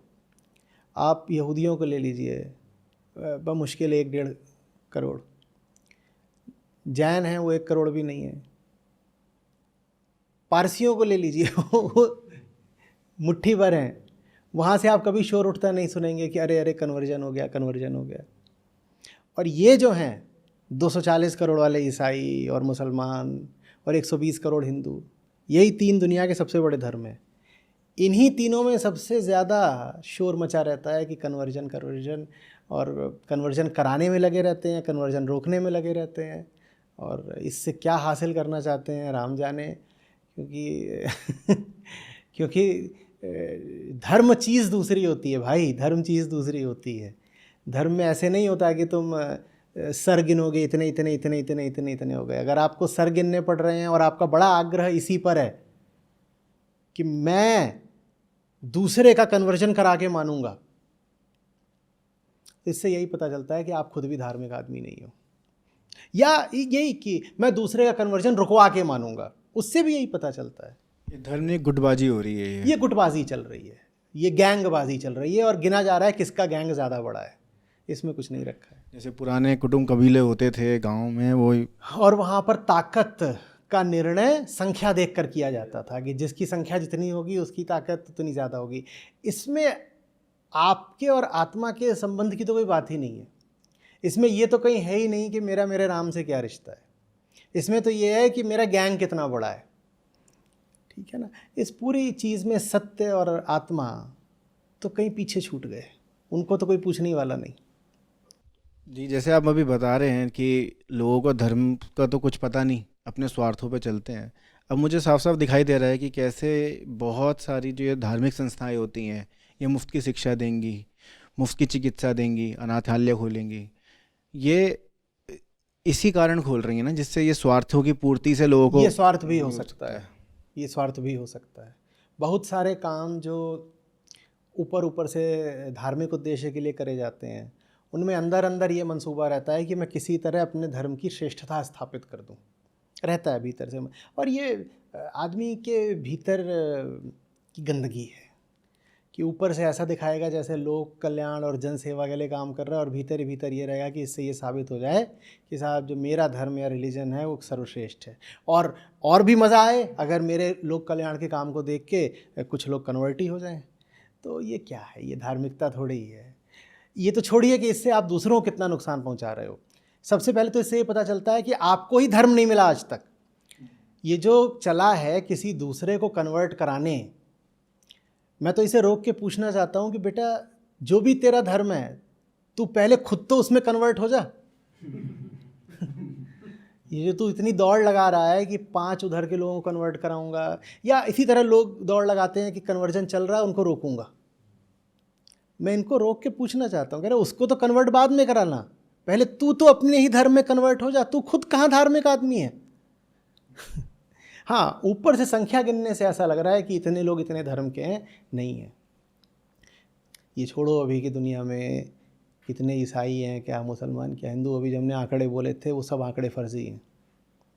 सच ये है कि दुनिया में सच्चे धार्मिक लोग कुल मिला करके अगर 2-4 हज़ार भी आपको मिल जाएं तो गनीमत है। सच्चे धार्मिक लोग, नहीं फ़र्क पड़ता कि हिंदू है, ईसाई है, मुसलमान है, क्या है, कुछ नहीं। सच्चा धार्मिक आदमी अगर कुल मिला के आपको 2-4 हज़ार मिल जाए तो बड़ी बात है। ये बस गिनती की बात है कि 100 करोड़ हैं कि 200-400 करोड़ हैं, कोई नहीं है 200-400 करोड़, किसी के पास कोई धर्म नहीं है, ये सब नकली लोग हैं। इस पर ये तर्क भी देते हैं कई बार कि धर्म, लोग ही नहीं रहेंगे तो धर्म कैसे रहेगा? अरे भाई, लोग ही नहीं रहेंगे माने कहाँ चले गए लोग? जो इंसान का बच्चा पैदा होता है वो एक छटपटाहट के साथ पैदा होता है, ठीक है, और उस छटपटाहट को मिटाना ही धर्म है। चूँकि वो छटपटाहट हर बच्चे में होती है और सदा से रही है, इसीलिए वास्तविक धर्म को सनातन भी कहा जाता है, क्योंकि उस सदा से है। फ़र्क नहीं पड़ता कि बच्चा कहाँ पैदा हुआ है, अफ्रीका में पैदा हुआ, अमेरिका में पैदा हुआ है, चीन में, भारत में पैदा हुआ है, यूरोप, कहीं भी पैदा हुआ है। जो बच्चा पैदा हुआ है, चाहे वो लड़का हो चाहे लड़की हो, गरीब के घर हो, अमीर के घर हो, राजा के घर हो, किसी के घर हो, वो जब पैदा होता है ना तो कहता है क्या हो गया मेरे साथ, और 6 महीने साल भर का होते होते उसका व्यवहार जानवर के बच्चे से बिल्कुल अलग होने लग जाता है। वो इधर उधर देखता है, चीज़ों को जानने की कोशिश करता है, और उसे भाषा सिखा सकते हो आप, जानवर के बच्चे को आप भाषा नहीं सिखा सकते। भाषा आती है, विचार आ जाते हैं, विचार आता है, कौतूहल आ जाता है, जिज्ञासा आ जाती है, जिज्ञासा आ जाती है, बड़ा बुरा लगता है जिज्ञासा शांत नहीं होती। सब जिज्ञासाओं के केंद्र में ये सवाल होता है कि ये मैं हूँ कौन जो यहाँ फंस गया, मैं हूँ कौन, मैं हूँ कौन। ये प्रश्न है धार्मिक प्रश्न, मैं हूँ कौन, और ये प्रश्न तो रहेगा। ये जिस दिन तक इंसान है उस दिन तक इंसान में वो छटपटाहट रहेगी, दुख रहेगा, और ये जिज्ञासा रहेगी। यही तो धर्म है। धर्म कैसे मिट जाएगा? और यही सनातन धर्म है, मिट कैसे जाएगा? असल में एक बड़ी भारी समस्या ये है, जिसको समस्या बोलना समस्या बोल लो, चुटकुला बोलना चुटकुला बोल लो, कि दुनिया के वो लोग जिनके पास धर्म है ही नहीं, ये तो छोड़ दो कि उनके पास धर्म नहीं है, वो सचमुच धर्म से खार खाते हैं। भीतर ही भीतर वो धर्म से बहुत घबराते हैं, डरते हैं, भीतर ही भीतर उन्हें धर्म से एक तरह की रंजिश है। यही वो लोग हैं जो धर्म को बचाने का ठेका उठाए हुए हैं और बहुत नारे लगाते हैं, बहुत शोर मचाते, कहते धर्म खतरे में, धर्म बचाना है, धर्म खतरे में, धर्म बचाना है। ये दुनिया भर में हो रहा है, ये सब समुदायों में हो रहा है कि जिन लोगों के पास धर्म है ही नहीं और जिन्हें धर्म से सच पूछो तो कोई लेना देना नहीं है, वो लोग धर्म के ठेकेदार बने हुए हैं और शोर मचाते हैं कि धर्म खतरे में और हम बचाएंगे धर्म को। तुमने अपने घर में तो धर्म बचाया नहीं है, तुमने अपने दिल में तो धर्म बचाया नहीं है, तुम दुनिया में क्या धर्म बचाओगे? धर्म सर्वप्रथम यहाँ बचाया जाता है, खुद धार्मिक हो करके। तुम खुद तो धार्मिक हो नहीं, तुम दुनिया में धर्म क्या बचाओगे? लेकिन यही पूरी दुनिया में चल रहा है। 99.99% संभावना रहती है कि जिस आदमी को आप पाएं कि बड़ा भारी धार्मिक हुआ जा रहा है, एकदम कट्टरपंथी हुआ जा रहा है, वो आदमी स्वयं धर्म से कोसों दूर है। जो आदमी जितना ज़्यादा अपने धर्म को लेकर के आपको कट्टर दिखाई दे, उतनी ज़्यादा संभावना है कि वो आदमी धर्म से उतना ज़्यादा दूर होगा। ये विडंबना है समय की। सर, आजकल एक बहुत बड़ा परसेंटेज एथिस्ट बन रहा है, नास्तिक। तो क्या ये फिर अच्छी चीज़ है? मतलब देखा जाए कि एक तरह से देखा जाए कि जो लोग धर्म को फॉलो ही नहीं कर रहे हैं, तो क्या इसको एक अच्छा पैमाना माना जाए कि लोग एथिस्ट बन रहे हैं? नहीं, वो धर्म से दूर नहीं हो रहे हैं, वो धार्मिक कहानियों से दूर हो रहे हैं। फिर समझो धर्म क्या चीज़ है। धर्म का अर्थ है इंसान बनना, सही इंसान जो जानना चाहता है, समझना चाहता है, अपने बंधनों को हटा करके खुल के जीना चाहता है, ये होती है धार्मिकता। ज़्यादातर लोग जो एथीस्ट बनते हैं वो कहते हैं कि तुम जिन कहानियों में विश्वास करते हो हम उन कहानियों को ठुकरा रहे हैं, ये उनका एथीज्म होता है। तो जो एथीस्ट है, कोई पक्की बात नहीं है कि वो धार्मिक नहीं है। बिल्कुल हो सकता है कि वो अपने आप को एथीस्ट बोलता हो लेकिन सच्चे अर्थों में धार्मिक हो, और बिल्कुल हो सकता है कि जो अपने आप को धार्मिक बोलता है वो एकदम धार्मिक ना हो। भाई बहुत सारे धर्म हैं जो बोलते हैं कि तुम हमारे धर्म को अगर मानते हो तो सबसे पहले कुछ कहानियों में विश्वास करो, या तो बिलीफ पे चलते हैं, बिलीफ पे। और वो अपने अनुयायियों को कहते भी हैं ये बिलीवर्स। भाई धर्म अगर बिलीफ पे चलेगा तो नतीजा तो सिर्फ लड़ाई होगा, क्योंकि इनका एक धर्म है, उनकी अपनी कोई बिलीफ हो जाएगी। और बिलीफ तो बिलीफ है, अगर मैं तो मानता हूँ, क्यों मानते, मेरी किताब में लिखा है। ये कोई तर्क नहीं हुआ, ये कोई तर्क नहीं हुआ, इसमें कोई जिज्ञासा नहीं है, कोई समझ नहीं है। ये तो बुद्धू बने का काम है ना कि मैं तो मानता हूँ, तो तुम कुछ मान लो, तुम कुछ और मान लो, तुम बता दो तुम्हारा कुछ और धर्म है, आप कुछ और मान लीजिए, मैं कुछ और मान लूँ, और फिर चारों अपना सर फोड़ लें आपस में। और दुनिया में यही हुआ है धर्म के नाम पे। हाँ, धर्म बिलीफ पर चला है, और आज का जो आदमी है वो बिलीफ को मानने को तैयार नहीं। वो कहता है मेरे 2 सवालों का जवाब नहीं दे सकते तुम, हर सवाल के जवाब में तुम्हारे पास इतना ही है कि यकीन करो ना, विश्वास करो ना, ये तो आस्था की बात है, तो हम नहीं मान रहे। ज़्यादातर लोग जो एथीस्ट हो रहे हैं वो विकसित शिक्षित देशों से आ रहे हैं। आप पाओगे कि एथीज्म कहाँ ज़्यादा है, तो आप पाओगे यूरोप में ज़्यादा है, जापान में ज़्यादा है, अमेरिका में बढ़ रहा है। इन देशों में एथीज्म बढ़ रहा है। चीन में भी है पर दूसरे कारणों से, उसका कारण अलग है। तो वहाँ पर क्यों इतना बढ़ा हुआ है? क्योंकि वहाँ पर लोग अब अंधविश्वासी नहीं रहे। मैं यूरोप और जापान की बात करूँ तो वहाँ लोग अंधविश्वासी नहीं रहे। उनके पास ज्ञान है, उनकी आंखें खुली हुई हैं, वो दुनिया को देख रहे हैं, उनके पास टेक्नोलॉजी है। वो कुछ भी मानने से पहले कुछ सवाल पूछना चाहते हैं, वो कह रहे हैं मुझे बता तो दो। और जब वो सवाल पूछते हैं तो ये जो धार्मिक आदमी है वो कहता है मेरे पास कोई जवाब नहीं है, बस मेरी बात मान लो। कहीं क्यों मान लो? कहते हैं जस्ट बिलीव। क्यों? क्योंकि किताब में लिखा है, या हमारी परंपरा रही है मानने की। कह रहे भाई परंपरा तो ठीक है, या किताब में भी लिखा है, पर आपके पास कोई कारण है, कोई तर्क है, मेरी जिज्ञासा कोई समुचित उत्तर का नहीं, वो नहीं है हमारे पास। तो इस कारण से लोग एथीस्ट हुए जा रहे हैं। कह रहे हम ऐसे कुछ भी थोड़ी मान लेंगे, बुद्धू समझ रखा है क्या? कुछ भी मान लें। तुम कहते हो ऐसा हुआ, फिर ऐसा हुआ, ऐसा हुआ, कोई कहानी सुना देते हो। हम बच्चे हैं क्या कि कहानी सुने और कहानी मान लें? तो इसलिए एथीस्ट हो रहे हैं। एथीस्ट होने का मतलब ये नहीं है कि वो आदमी धार्मिक नहीं है। ज़्यादा संभावना ये है कि एथीस्ट हो रहा है तो ज़्यादा धार्मिक है, क्योंकि उसके पास एक जगी हुई चेतना है जो सवाल कर रही है, उसको सवालों के जवाब नहीं मिल रहे तो कह रहा है जाओ मैं तुम्हारा धर्म ही नहीं मानता। तो अब तुम मुझे नास्तिक बोलते हो तो बोलो, काफिर बोलते हो तो बोलो, मैं नहीं मानता तुम्हारा धर्म।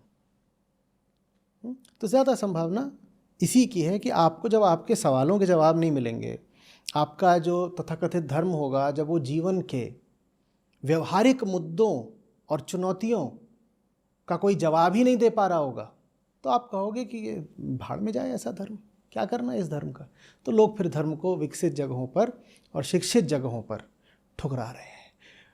जिस धर्म को ठुकरा रहे हैं उस धर्म को आप जानिएगा कि वो बस मान्यताओं का एक पुलिंदा था, वो कहानियों की एक किताब थी जिसको ठुकरा दिया गया, वो परंपराओं की एक श्रृंखला थी जिसको किनारे कर दिया, रिजेक्ट कर दिया, नहीं मानते इस श्रृंखला को।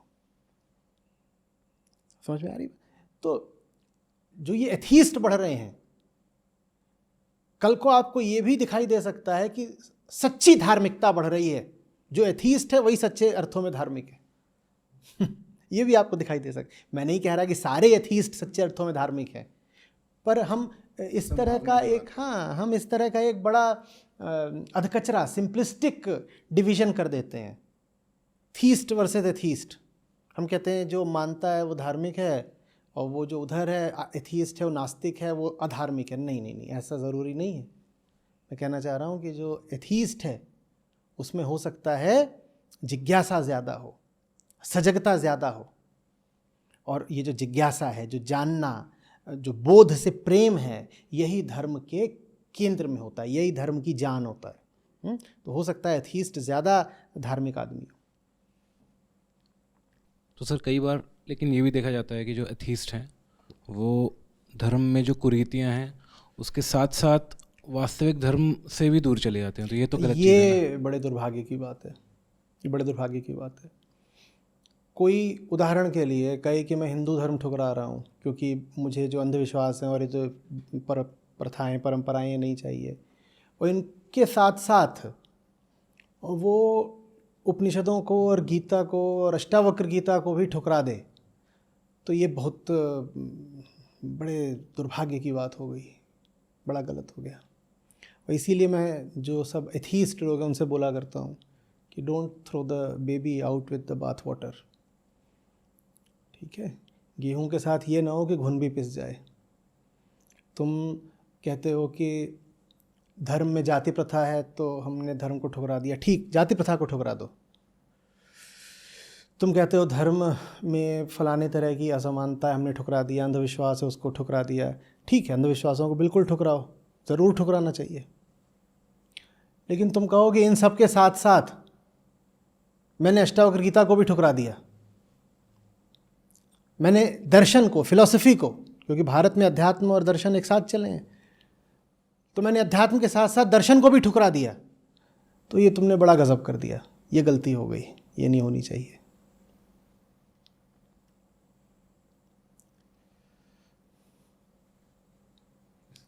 इसको रोकने के लिए फिर धर्म में ही सुधार करना होगा।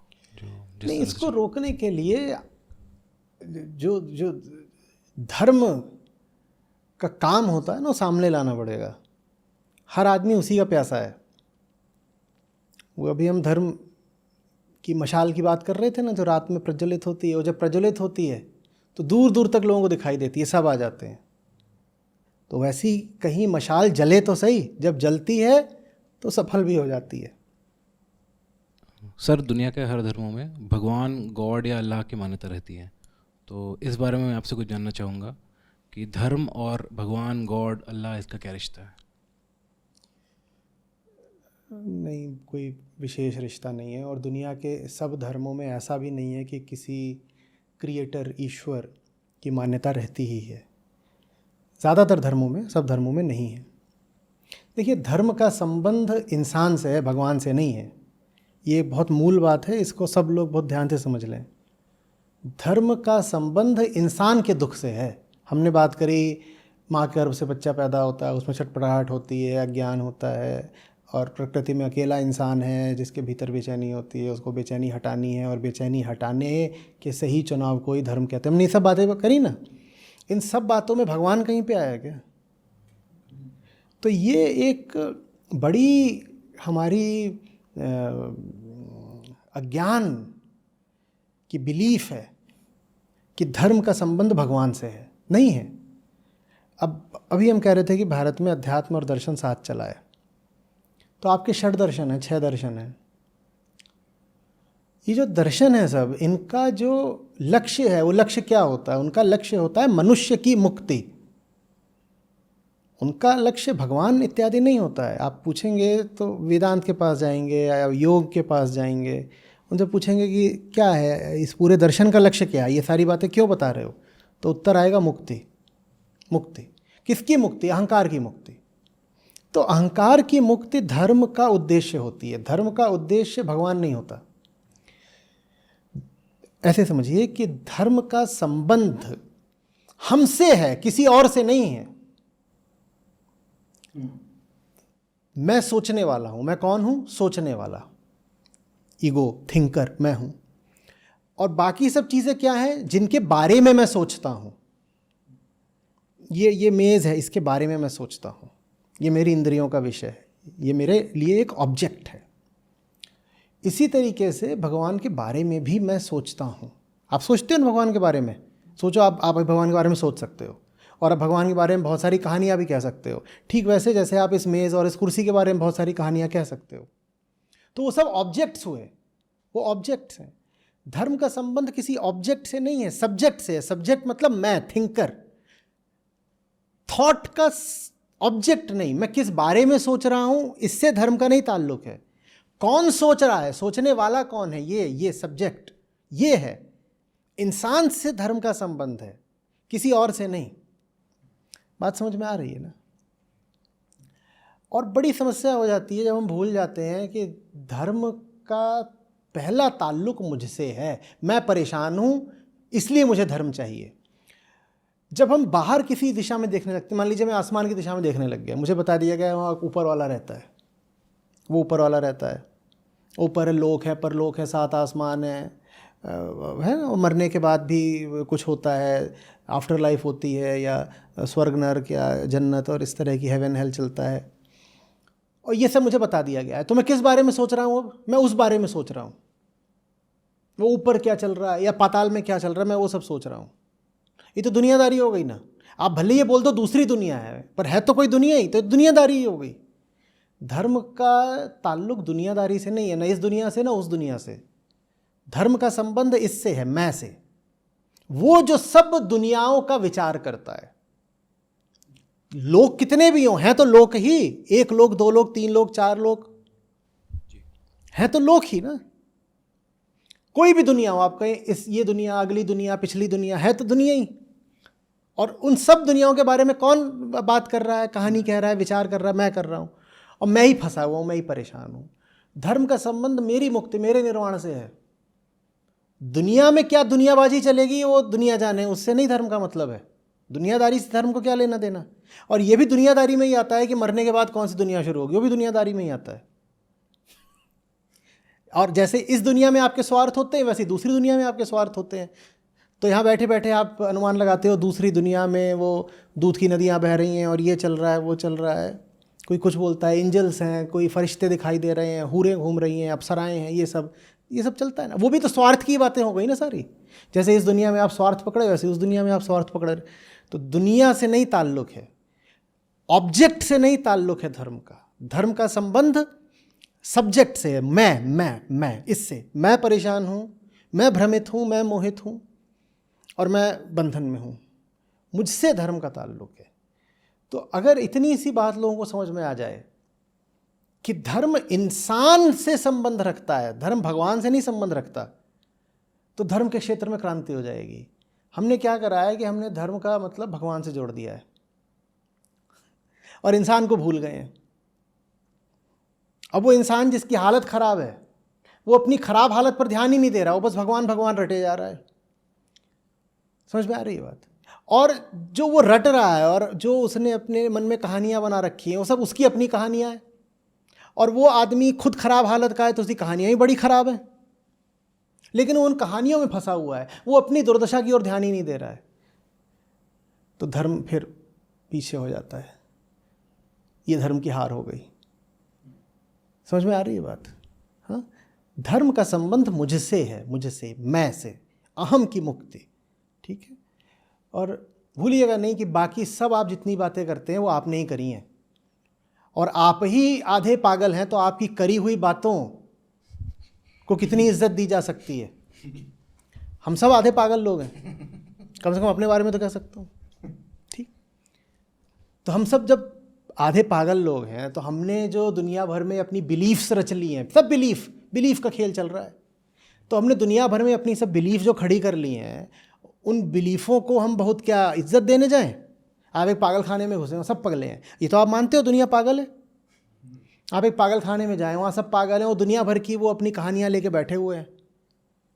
एक बोल रहा है मैं बंदर हूँ, एक बोल रहा है मेरे 7 पिछले जन्म थे, एक बोल रहा है मैं अगले जन्म में बस अब पहुँचने ही वाला हूँ, क़यामत का दिन आ गया है और मुझे जन्नत मिलेगी और वहाँ पर तमाम हूरें होंगी, ये होगा।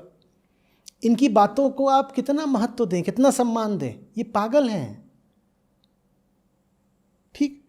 हम इनकी बातों के बारे में बात करें या पहले इनके पागलपन का इलाज करें? पागलपन का इलाज करते हैं। हाँ, तो धर्म हमारे पागलपन का इलाज है। धर्म मनुष्यता की विक्षिप्तता का उपचार होता है।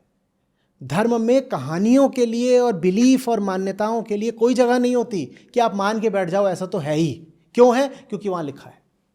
ऐसे नहीं चलता धर्म। हम पागल हैं और इस पागल को इलाज की ज़रूरत है, इसको धर्म कहते हैं। पागल खाने जाके आप पागलों की कहानियाँ सुनने लग गए और उन कहानियों में आप भी उलझ गए तो आप उन पागलों से ज़्यादा बड़े पागल हो। आपका काम है पागलों की कहानियाँ न सुनना और उनके दिमाग का इलाज करना, इसे धर्म कहते हैं। और पागलों के जितने विश्वास होंगे, चूंकि वो पागल हैं तो सब के सब अंधविश्वासी तो होंगे, लेकिन कोई अंधविश्वासी अपने आप को कभी अंधविश्वासी मानता है क्या? वो बस कहता है मेरे विश्वास हैं।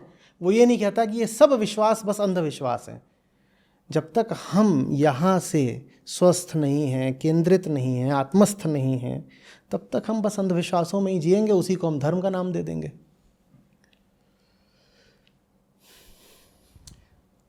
सर, नीत्शे ने कहा था कि गॉड इज़ डेड, तो क्या ये सही समय आ गया है कि जो पूरा कॉन्सेप्ट है गॉड का, भगवान का, इसको ड्रॉप नीत्शे को किया? बड़ा गुस्सा आया था। नीत्शे को बड़ा गुस्सा आया था। नीत्शे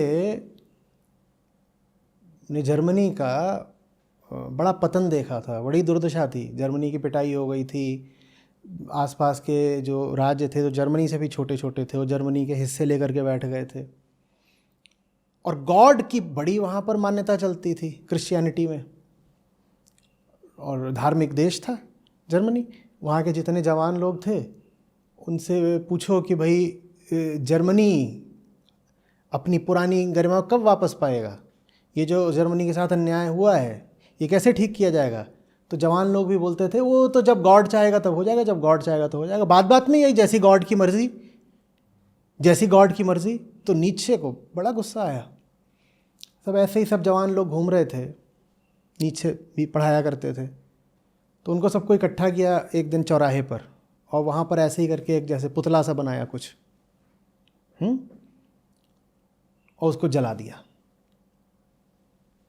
और बोले कि जर्मनी के चौराहे पर आज मैंने गॉड को ख़त्म कर दिया है, आज मैंने गॉड को ख़त्म कर दिया है।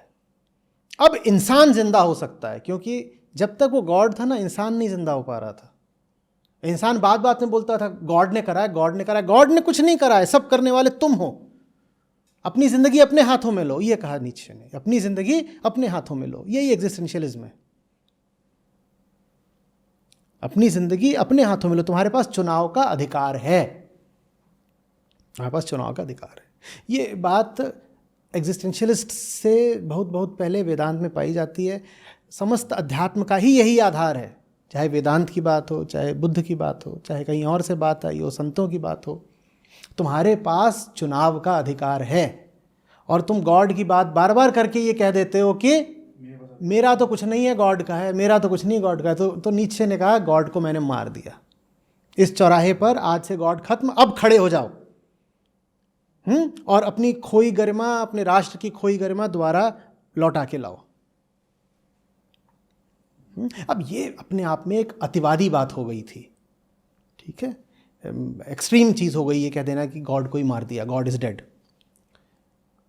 आप लेकिन ये तो समझिए ना कि जो ये पूरा गॉड कॉन्सेप्ट है, हाँ, ये क्या है, कहाँ से आ रहा है और इसका असर क्या पड़ता है, और धर्म का और गॉड का क्या संबंध है, ये जानना बहुत ज़रूरी है। धर्म और गॉड समानार्थी नहीं है, सिनोनिमस नहीं है। धर्म का संबंध, हम दोहरा रहे हैं, धर्म का संबंध अपने आप से है, और जिसको आप गॉड इत्यादि कहते हो वो आपकी ही एक बात है। ये बहुत लोगों को बहुत बुरी लगेगी और इस बात का बड़ा विरोध होगा भी, मैंने कह दिया है, लेकिन जिनको भी बुरी लग रही हो उनसे मैं बिल्कुल विनम्र निवेदन कर रहा हूँ कि थोड़ा बात पे मेरे विचार करिएगा।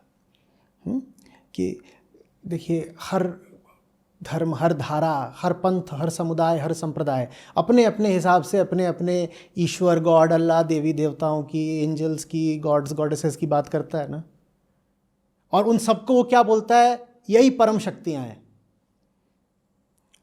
अब जो परम होंगे वो 4-5 तो होंगे नहीं, या हो सकते हैं, क्योंकि अगर जो परम हैं वो 4-5 हैं तो वो सब सीमित हो जाएंगे ना, सब एक दूसरे को कंस्ट्रेंट कर देंगे। मैं कहूँ कि जो ट्रुथ है या जो फंडामेंटल रियलिटी है वो 5-7 अलग अलग हैं, हिंदू की अलग है, मुसलमान की अलग है, ईसाई की अलग है, सबकी। अगर सबकी अलग अलग हैं तो कोई भी इनफाइनाइट नहीं हो सकती ना, क्योंकि इनफाइनाइट तो अलोन होता है। अगर 3 फंडामेंटल ट्रुथ्स हो गए तो तीनों एक दूसरे की सीमा बन जाएंगे, और जो सीमित हो गया वो तो इस संसार का हो गया, फिर वो फंडामेंटल भी नहीं है, फिर वो ट्रुथ भी नहीं है। इसी संसार में चीज़ें होती हैं जब सीमित होती हैं, और जो सीमित है उससे हमें चैन मिलता नहीं। तो इस तरह की परिकल्पनाएं करना कि ऐसा होता है वैसा होता है, किससे कहानियाँ और ये वो, इससे बात बनती नहीं है। सच्चा धार्मिक आदमी वो है जो आत्मावलोकन करे, जो अपने आप को देखे, अपनी ज़िंदगी को देखे। मन की निर्मलता ही मुक्ति है, वही धर्म का सर्वोच्च आदर्श है। मन की निर्मलता वही धर्म का सर्वोच्च आदर्श। हाँ, मन की निर्मलता को ही कुछ लोगों ने भगवत प्राप्ति भी कह दिया है। अगर भगवत प्राप्ति से आपका आशय मन की निर्मलता है तो ठीक है, तो ठीक है। जी सर, आपने जैसे कितनी बार यही बताया कि पूरा धर्म मेरे ऊपर टिका है, मैं कौन हूँ। तो मतलब एक ये जो सवाल है मैं अपने जीवन से उठा के मैं पूछ रहा हूँ कि मुझे अगर शुरुआत करनी हो और मुझे देखना है मुक्ति की ओर बढ़ना हो, तो मैं खा रहा हूँ, पी रहा हूँ, उठ रहा हूँ, बैठ रहा हूँ, मेरे अपना काम है, मैं उसमें मुक्ति कहाँ तलाशूँ? क्या क्या तुम मेरा खा रहे हो दूसरा रोते हुए, तुम पी रहे हो कलपते हुए, तुम उठ रहे हो हाय हाय करते हुए, तुम सोने जा रहे हो तुम्हें नींद नहीं आ रही, इन्हीं सब चीज़ों से तो मुक्ति चाहिए।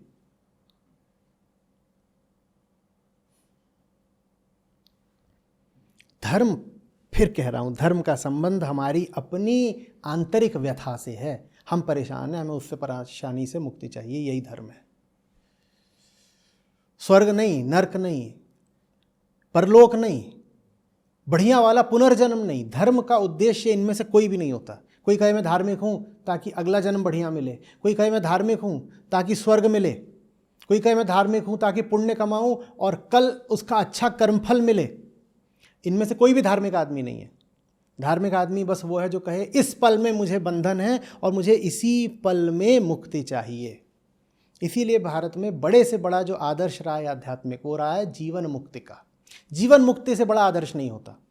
स्वर्ग नर्क ये सब कोई भी जीवन मुक्ति से बड़े नहीं होते, कोई भी नहीं।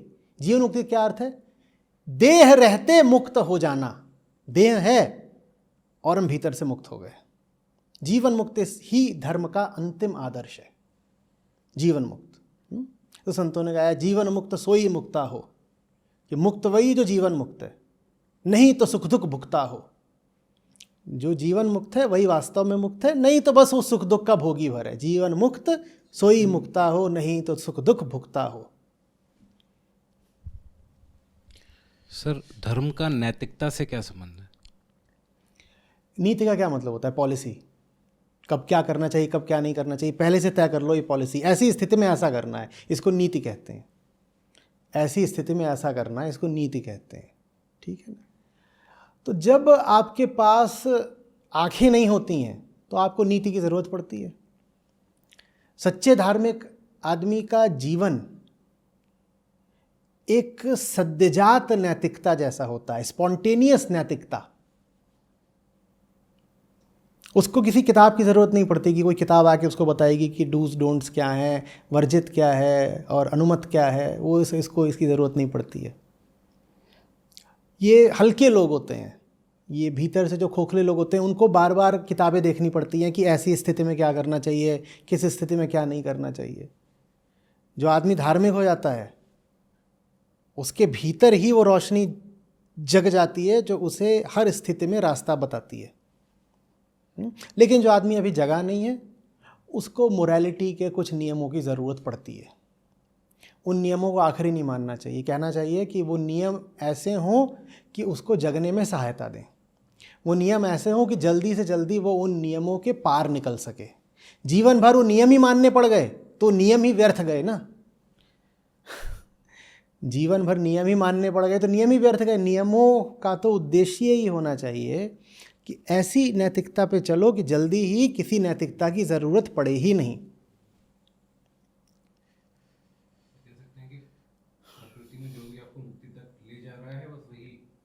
हाँ, बस बस बस बस बस आपके लिए अच्छा क्या है? जो आपको अच्छा होने में मदद करे वो आपके लिए अच्छा है। मैं बुरा हूँ, मैं पैदा ही बुरा हुआ था। जो कुछ भी मुझे अच्छा होने में मदद करेगा उसको मैं कहूँगा वो अच्छा है, वो मेरे लिए हो गया डू। और जो कुछ भी मेरी बुराई को बढ़ाएगा वो मेरे लिए बुरा है, वो मेरे लिए हो गया डोंट। ये नैतिकता हो गई, यही मेरी मोरालिटी हो गई। मैं भीतर से उलझा हुआ आदमी हूँ, परेशान हूँ और स्वार्थी हूँ और कपटी हूँ। जो कोई मेरे स्वार्थ को और कपट को, उलझाव को कम करेगा, वो चीज़ या वो इंसान मेरे लिए अच्छा हो गया, ये मेरी मोरालिटी है। जो भी मेरे कपट को, स्वार्थ को और अंधेरे को बढ़ाएगा, वो चीज़ या वो इंसान या वो जगह या वो घटना मेरे लिए बुरी हो गई, ये मेरी मोरालिटी है, नैतिकता।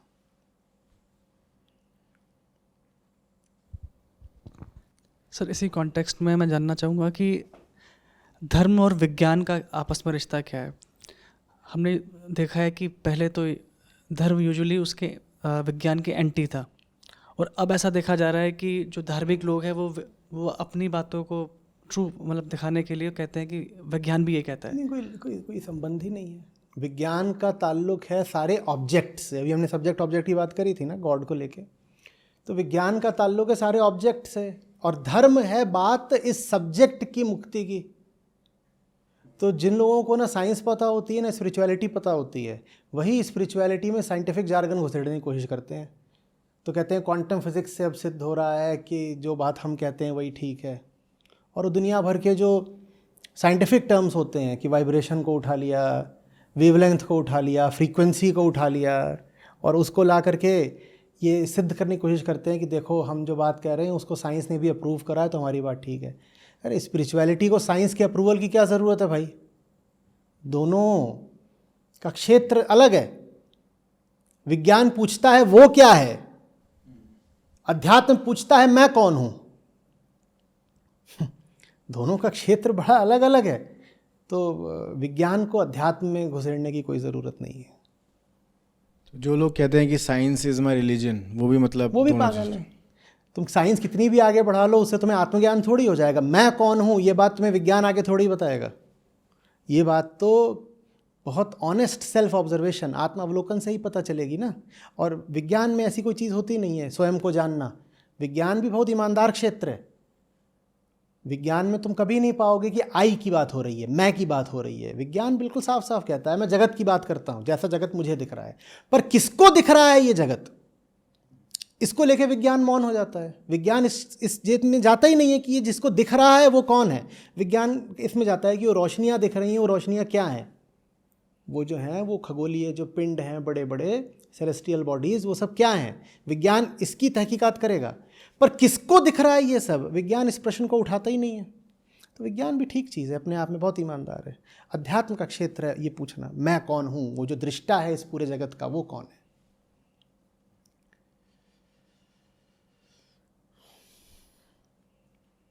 सर हालांकि आपने ये बात अभी कही भी, बट फिर भी मैं और गहरा समझना चाहूँगा कि जब भी धर्म की बात होती है तो पुनर्जन्म की बात तो होती होती है।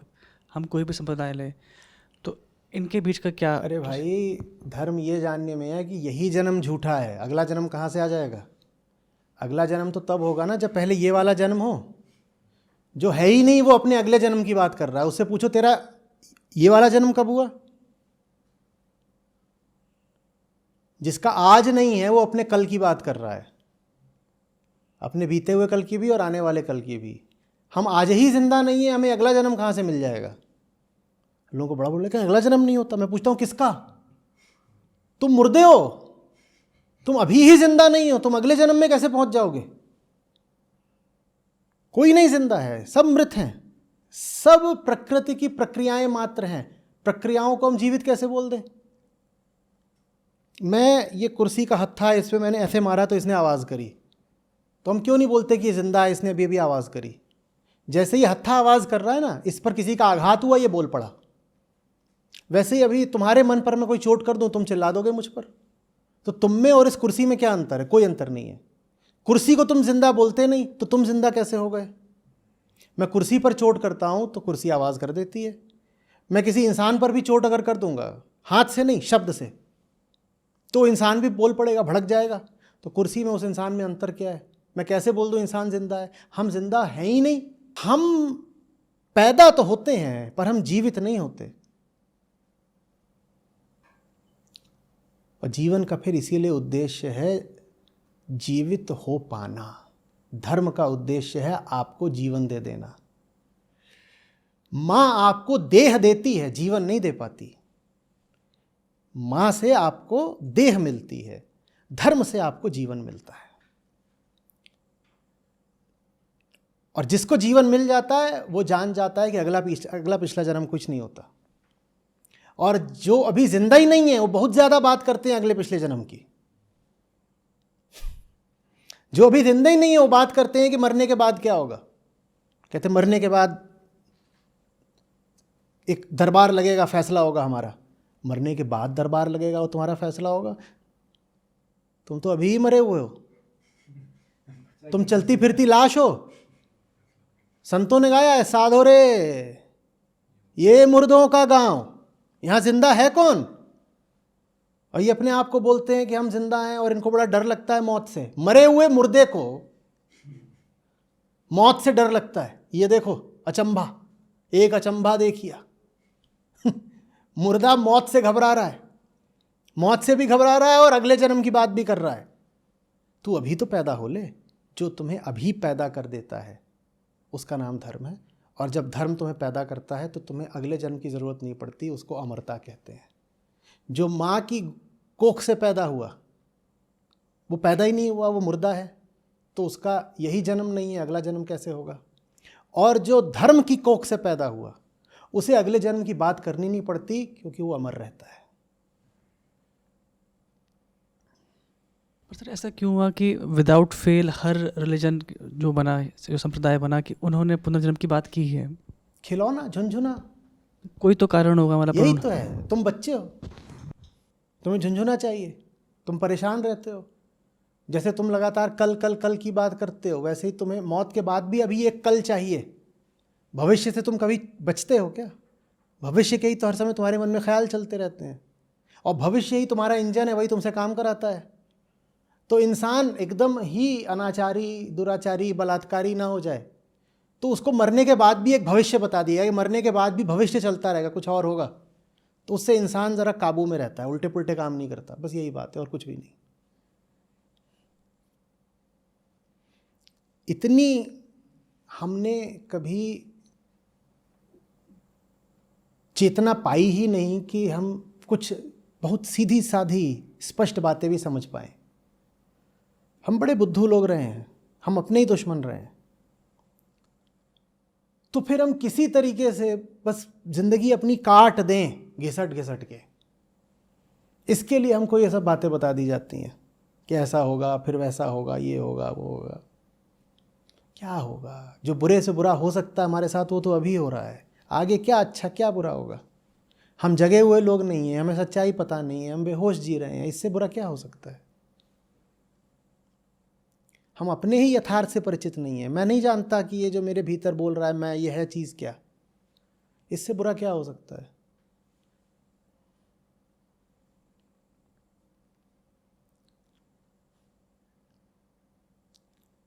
पूरे के पूरे धर्म हैं और बड़े बड़े संप्रदाय, वो दुनिया भर की बातें करेंगे और ना उनकी बातों में ना उनकी किताबों में कहीं भी मैं का उल्लेख है।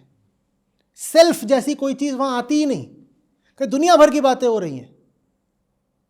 ये है, उस आसमान पे वो चीज़ बैठी हुई है, और ये वहाँ पे फलाना घूम रहा है, और ये भूत है, प्रेत है, जिन है, हूर है, फरिश्ता है, 50 तरह की चीज़ें चल रही हैं। उनसे पूछो मैं की कोई बात हुई है? ये मैं कौन है? ये भीतर से कौन बोल उठता है?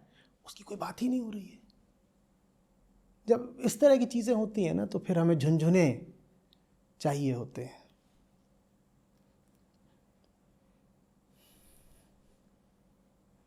भारत का दुनिया को सबसे जो बड़ा योगदान रहा है उसको कहते हैं आत्मा। भारत ने विश्व को आत्मा दी है। ये बात लेकिन भारतीय भी समझ नहीं रहे। हम 50 तरह की और चीज़ें गिनते रहते हैं, और जो भारत का सर्वोच्च योगदान है उससे हम स्वयं ही वंचित हैं। आत्मा, आत्मा माने भीतर जो मुर्दा है उसका जिंदा हो उठना। अहंकार माने वो जो परिस्थिति जन्य है, जो प्राकृतिक है, जो बस प्रक्रियाओं से बन जाता है, जो बाहरी प्रभावों की निर्मित है, उसको कहते हैं अहंकार। जो है ही नहीं, मिथ्या है, झूठ मूठ का मैं करता रहता बकरे की तरह, उसे बोलते हैं अहंकार। वो मुर्दा है। आत्मा माने जीवित हो उठना, आत्मा माने होता है मैं, आत्मा माने सच्चा मैं जीवित हो उठा। भारत ने विश्व को आत्मा दी है, माने भारत ने विश्व को जीवन दिया है, लेकिन भारतीयों को खुद ही नहीं पता आत्मा क्या। वो भी धर्म का मतलब किस्से कहानियाँ पकड़ कर बैठ गए हैं, सब अंधविश्वासी बन गए हैं, और आत्मा का भी उन्होंने उल्टा मतलब निकाल लिया है। आज किसी से पूछो आत्मा क्या होती है, वो कहते भीतर एक चिड़ैया होती है, मरो तो फुर्र से उड़ जाती है, उसको आत्मा बोलते हैं। कहते क्या करती हो फुर्र से उड़ के, बोलते हो जाके कोई स्त्री होती गर्भवती उसके पेट में घुस जाती है, उसको आत्मा बोलते हैं। भारतीयों ने आत्मा का ऐसा अनर्थ कर डाला। क्या धार्मिकता।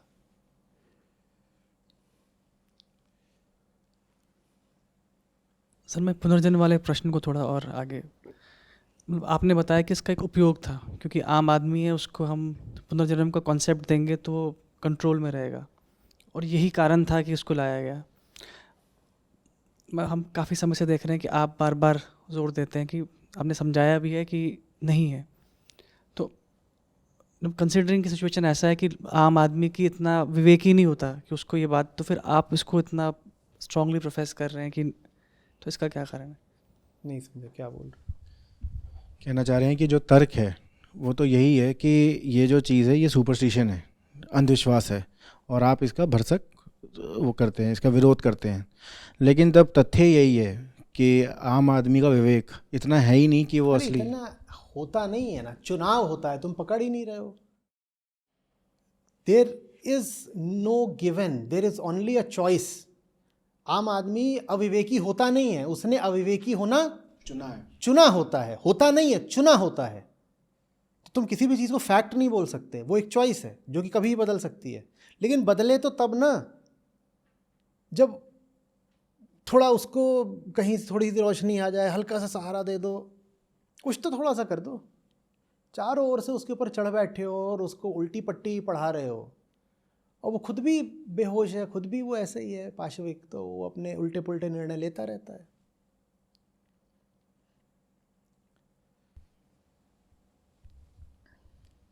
तो मतलब आपको इस बात पे पूरा यकीन है कि अगर लोगों को ये ऑप्शन या फिर ये द्वार दिखाया जाए तो वो निश्चित ही चुनेंगे? कोई एक घटना नहीं है, लगातार करना होगा। तुम दिखाओगे, कुछ सही चुनेंगे, कुछ गलत चुनेंगे। जो सही चुनेंगे संभावना है वो कल दोबारा गलत चुन लें, जो गलत चुनेंगे अभी उम्मीद है कि कल वो सही चुन सकते हैं। तो ये एक निरंतर चलने वाली प्रक्रिया है। धर्म कोई एक दिन की बात नहीं होती कि तुम्हें एक दिन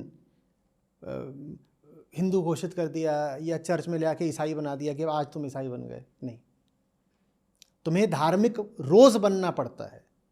तुम्हें रोज़ चुनाव करना पड़ेगा कि आज मुझे धार्मिक रहना है। ये रोज़ की बात है, कोई एक दिन कुछ कर लेने से तुम धार्मिक नहीं हो जाते, ना तुम किसी हिंदू घर में पैदा होने से सनातनी हो जाते हो। वो रोज़ एक चुनाव की बात है।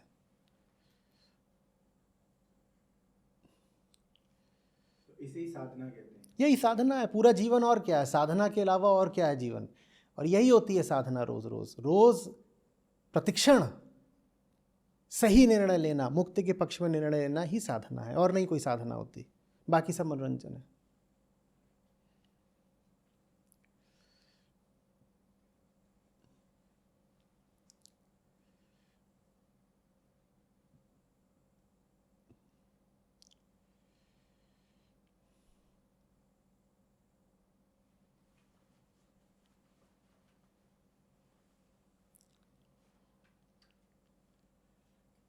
सर हम धर्म को गलत हाथों में पड़ने से या गलत उद्देश्यों के लिए इस्तेमाल होने से कैसे बचाएं? पहले खुद को बचा लो, फिर तुम खड़े हो गए धर्म को बचाने के लिए। मुझे ये बड़ी आफत की बात लगती है। हर आदमी धर्म को बचाना चाहता है, अपना कुछ ठिकाना नहीं, अपना कुछ पता नहीं। तुम अपने भीतर धर्म को बचा लो, धर्म बच जाएगा। धर्म बहुत बड़ी चीज़ है। धर्म को तुम्हारी सेवाओं की कोई ज़रूरत नहीं है, तुम्हें शोर मचाने की कोई ज़रूरत नहीं है कि धर्म खतरे में, धर्म खतरे में है। धर्म अगर कहीं खतरे में है भी तो तुम्हारे भीतर वो खतरे में है। तुम अपने भीतर धर्म को बचा लो, ठीक है। जैसी प्रकृति है और जैसा मनुष्य है, मनुष्य को अगर पागल नहीं रहना है तो धर्म तो बचेगा, धर्म नहीं बचा तो आदमी पागल हो गया, ठीक है? तो धर्म तो बचेगा, तुम अपने आप को बचाओ। सर लेकिन हमने सुना भी है कि कहा जाता है कि धर्म रक्षते ही रक्षता है, कि जो धर्म की रक्षा तो और क्या बोला, अपने भीतर धर्म को बचाओ ना, बाहर जाके थोड़ी धर्म को बचाना है। धर्म का किससे उद्देश्य है, फिर से दोहराओ, इससे मैं की विक्षिप्तता को दूर करना ही धर्म है। हाँ, ये इसकी विक्षिप्तता, इसके पागलपन को दूर करना ही धर्म है। तो धर्मो रक्षति रक्षिता का भी क्या मतलब हुआ, यहां धर्म की रक्षा करो, ठीक है? तो तुम्हारी रक्षा हो जाएगी। तुम्हारी रक्षा का इसके अलावा और कोई तरीका नहीं कि तुम इसकी रक्षा करो, इसी की परिभाषा धर्म है। इसकी जो रक्षा करेगा जीवन में उसकी रक्षा हो जाएगी। कहीं बाहर जा कर के कूद फांद करने को और दंगे करने को और नारे करने को या किसी का धर्म परिवर्तन कराने को नहीं कहते धर्म की रक्षा करना।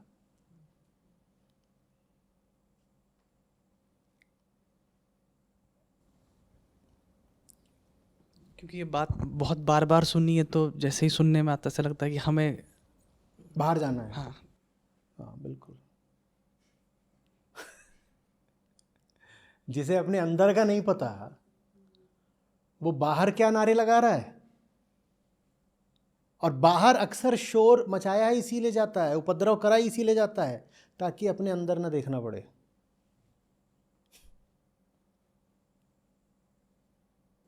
सर एक मेरी बहुत जिज्ञासा इस बात पे रहती है, हमें वापस से वो पुनर्जन्म का प्रश्न लेके आऊँगा। मैं देखता हूँ कि जो भी कंटेम्प्रेरी टीचर्स रहे हैं उन्होंने कभी इस मुद्दे को ज़्यादा हाथ नहीं लगाया या फिर कहीं ना कहीं बहुत इतना क्लियरली नहीं बताया।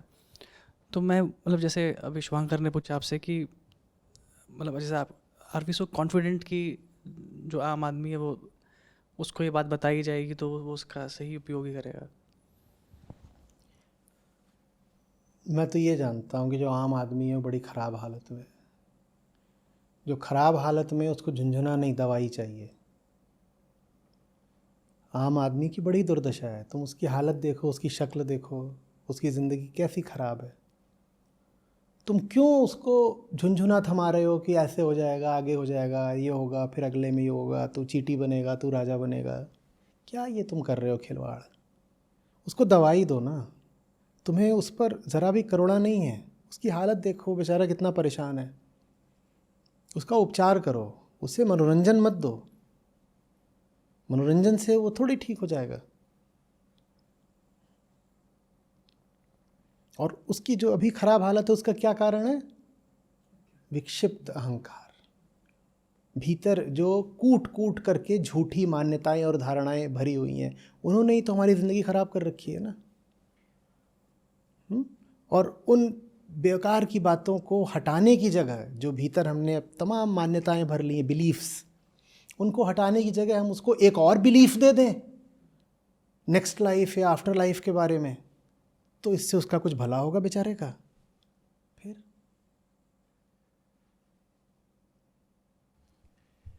लेकिन तर्क तो कुछ इस तरह से आता है जैसे अब पहाड़ी इलाकों में सब देवताओं को पूछते हैं और कहते हैं कि कुछ चोरी मत करना वरना देवता पाप देगा।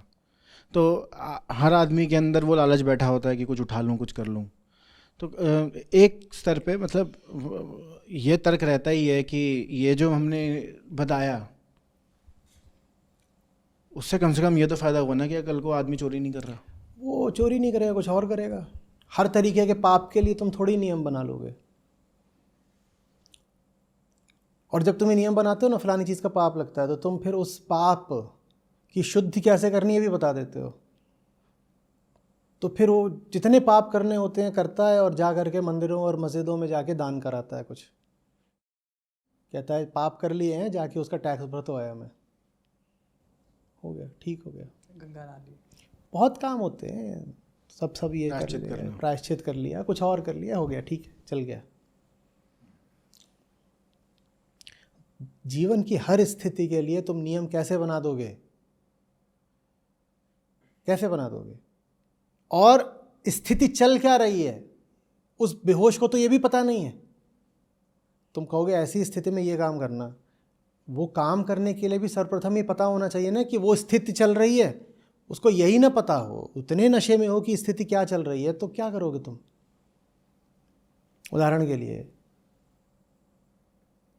खाना सड़ गया हो तो उसको फेंक देना।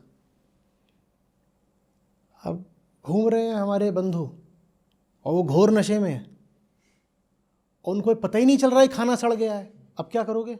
अब कैसे चलेंगे तुम्हारे नियम कायदे और नैतिकता? पहली बात तो जीवन की हर स्थिति के लिए नियम तुम बना नहीं सकते, बहुत मोटी हो जाएगी किताब, और तब भी उसमें सब स्थितियां नहीं आएंगी, और समय बदलता रहता है, स्थितियां बदलती रहती हैं, नई नई चीज़ें आ जाती हैं, तो सब चीज़ों के लिए तुम किताब बना नहीं सकते। और दूसरी बात, तुमने बना भी दी तो जो आदमी पागल है, बेहोश है, नशे में है, उसे पता कैसे चलेगा कि अभी कौन सी स्थिति चल रही है? वो उस पर अमल कैसे करेगा? और पता भी चल गया क्या स्थिति, कहा गया फेंक दो, तो फेंक दो का अर्थ ये भी तो लगा सकता है कि इधर फेंक दो। अरे क्या किया? अगर फेंक दिया, मुंह अंदर फेंक दिया, कुछ भी कर सकता है। इतनी धार्मिक किताबें हैं, देखा नहीं है इंसान ने उनका कैसे उल्टे पुल्टे अर्थ किए हैं अपने स्वार्थ के अनुसार। एक एक किताब के 20-20 अलग अलग तरीके से अर्थ किए गए हैं। अब 20 अर्थ तो नहीं हो सकते, एक ही अर्थ होगा, और जो एक अर्थ है वो कोई नहीं करना चाहता। 20 अर्थ करें और 20 झूठे अर्थ करें, क्योंकि 20 अर्थ बस अपने स्वार्थ और अपनी धारणा को सिद्ध करने के लिए करें, अपने पागलपन को बचाने अपने के लिए। पागलपन को जायज़ ठहराने के लिए आपने उस किताब का भी उल्टा अर्थ कर दिया। तो होश के अलावा कोई इलाज नहीं है।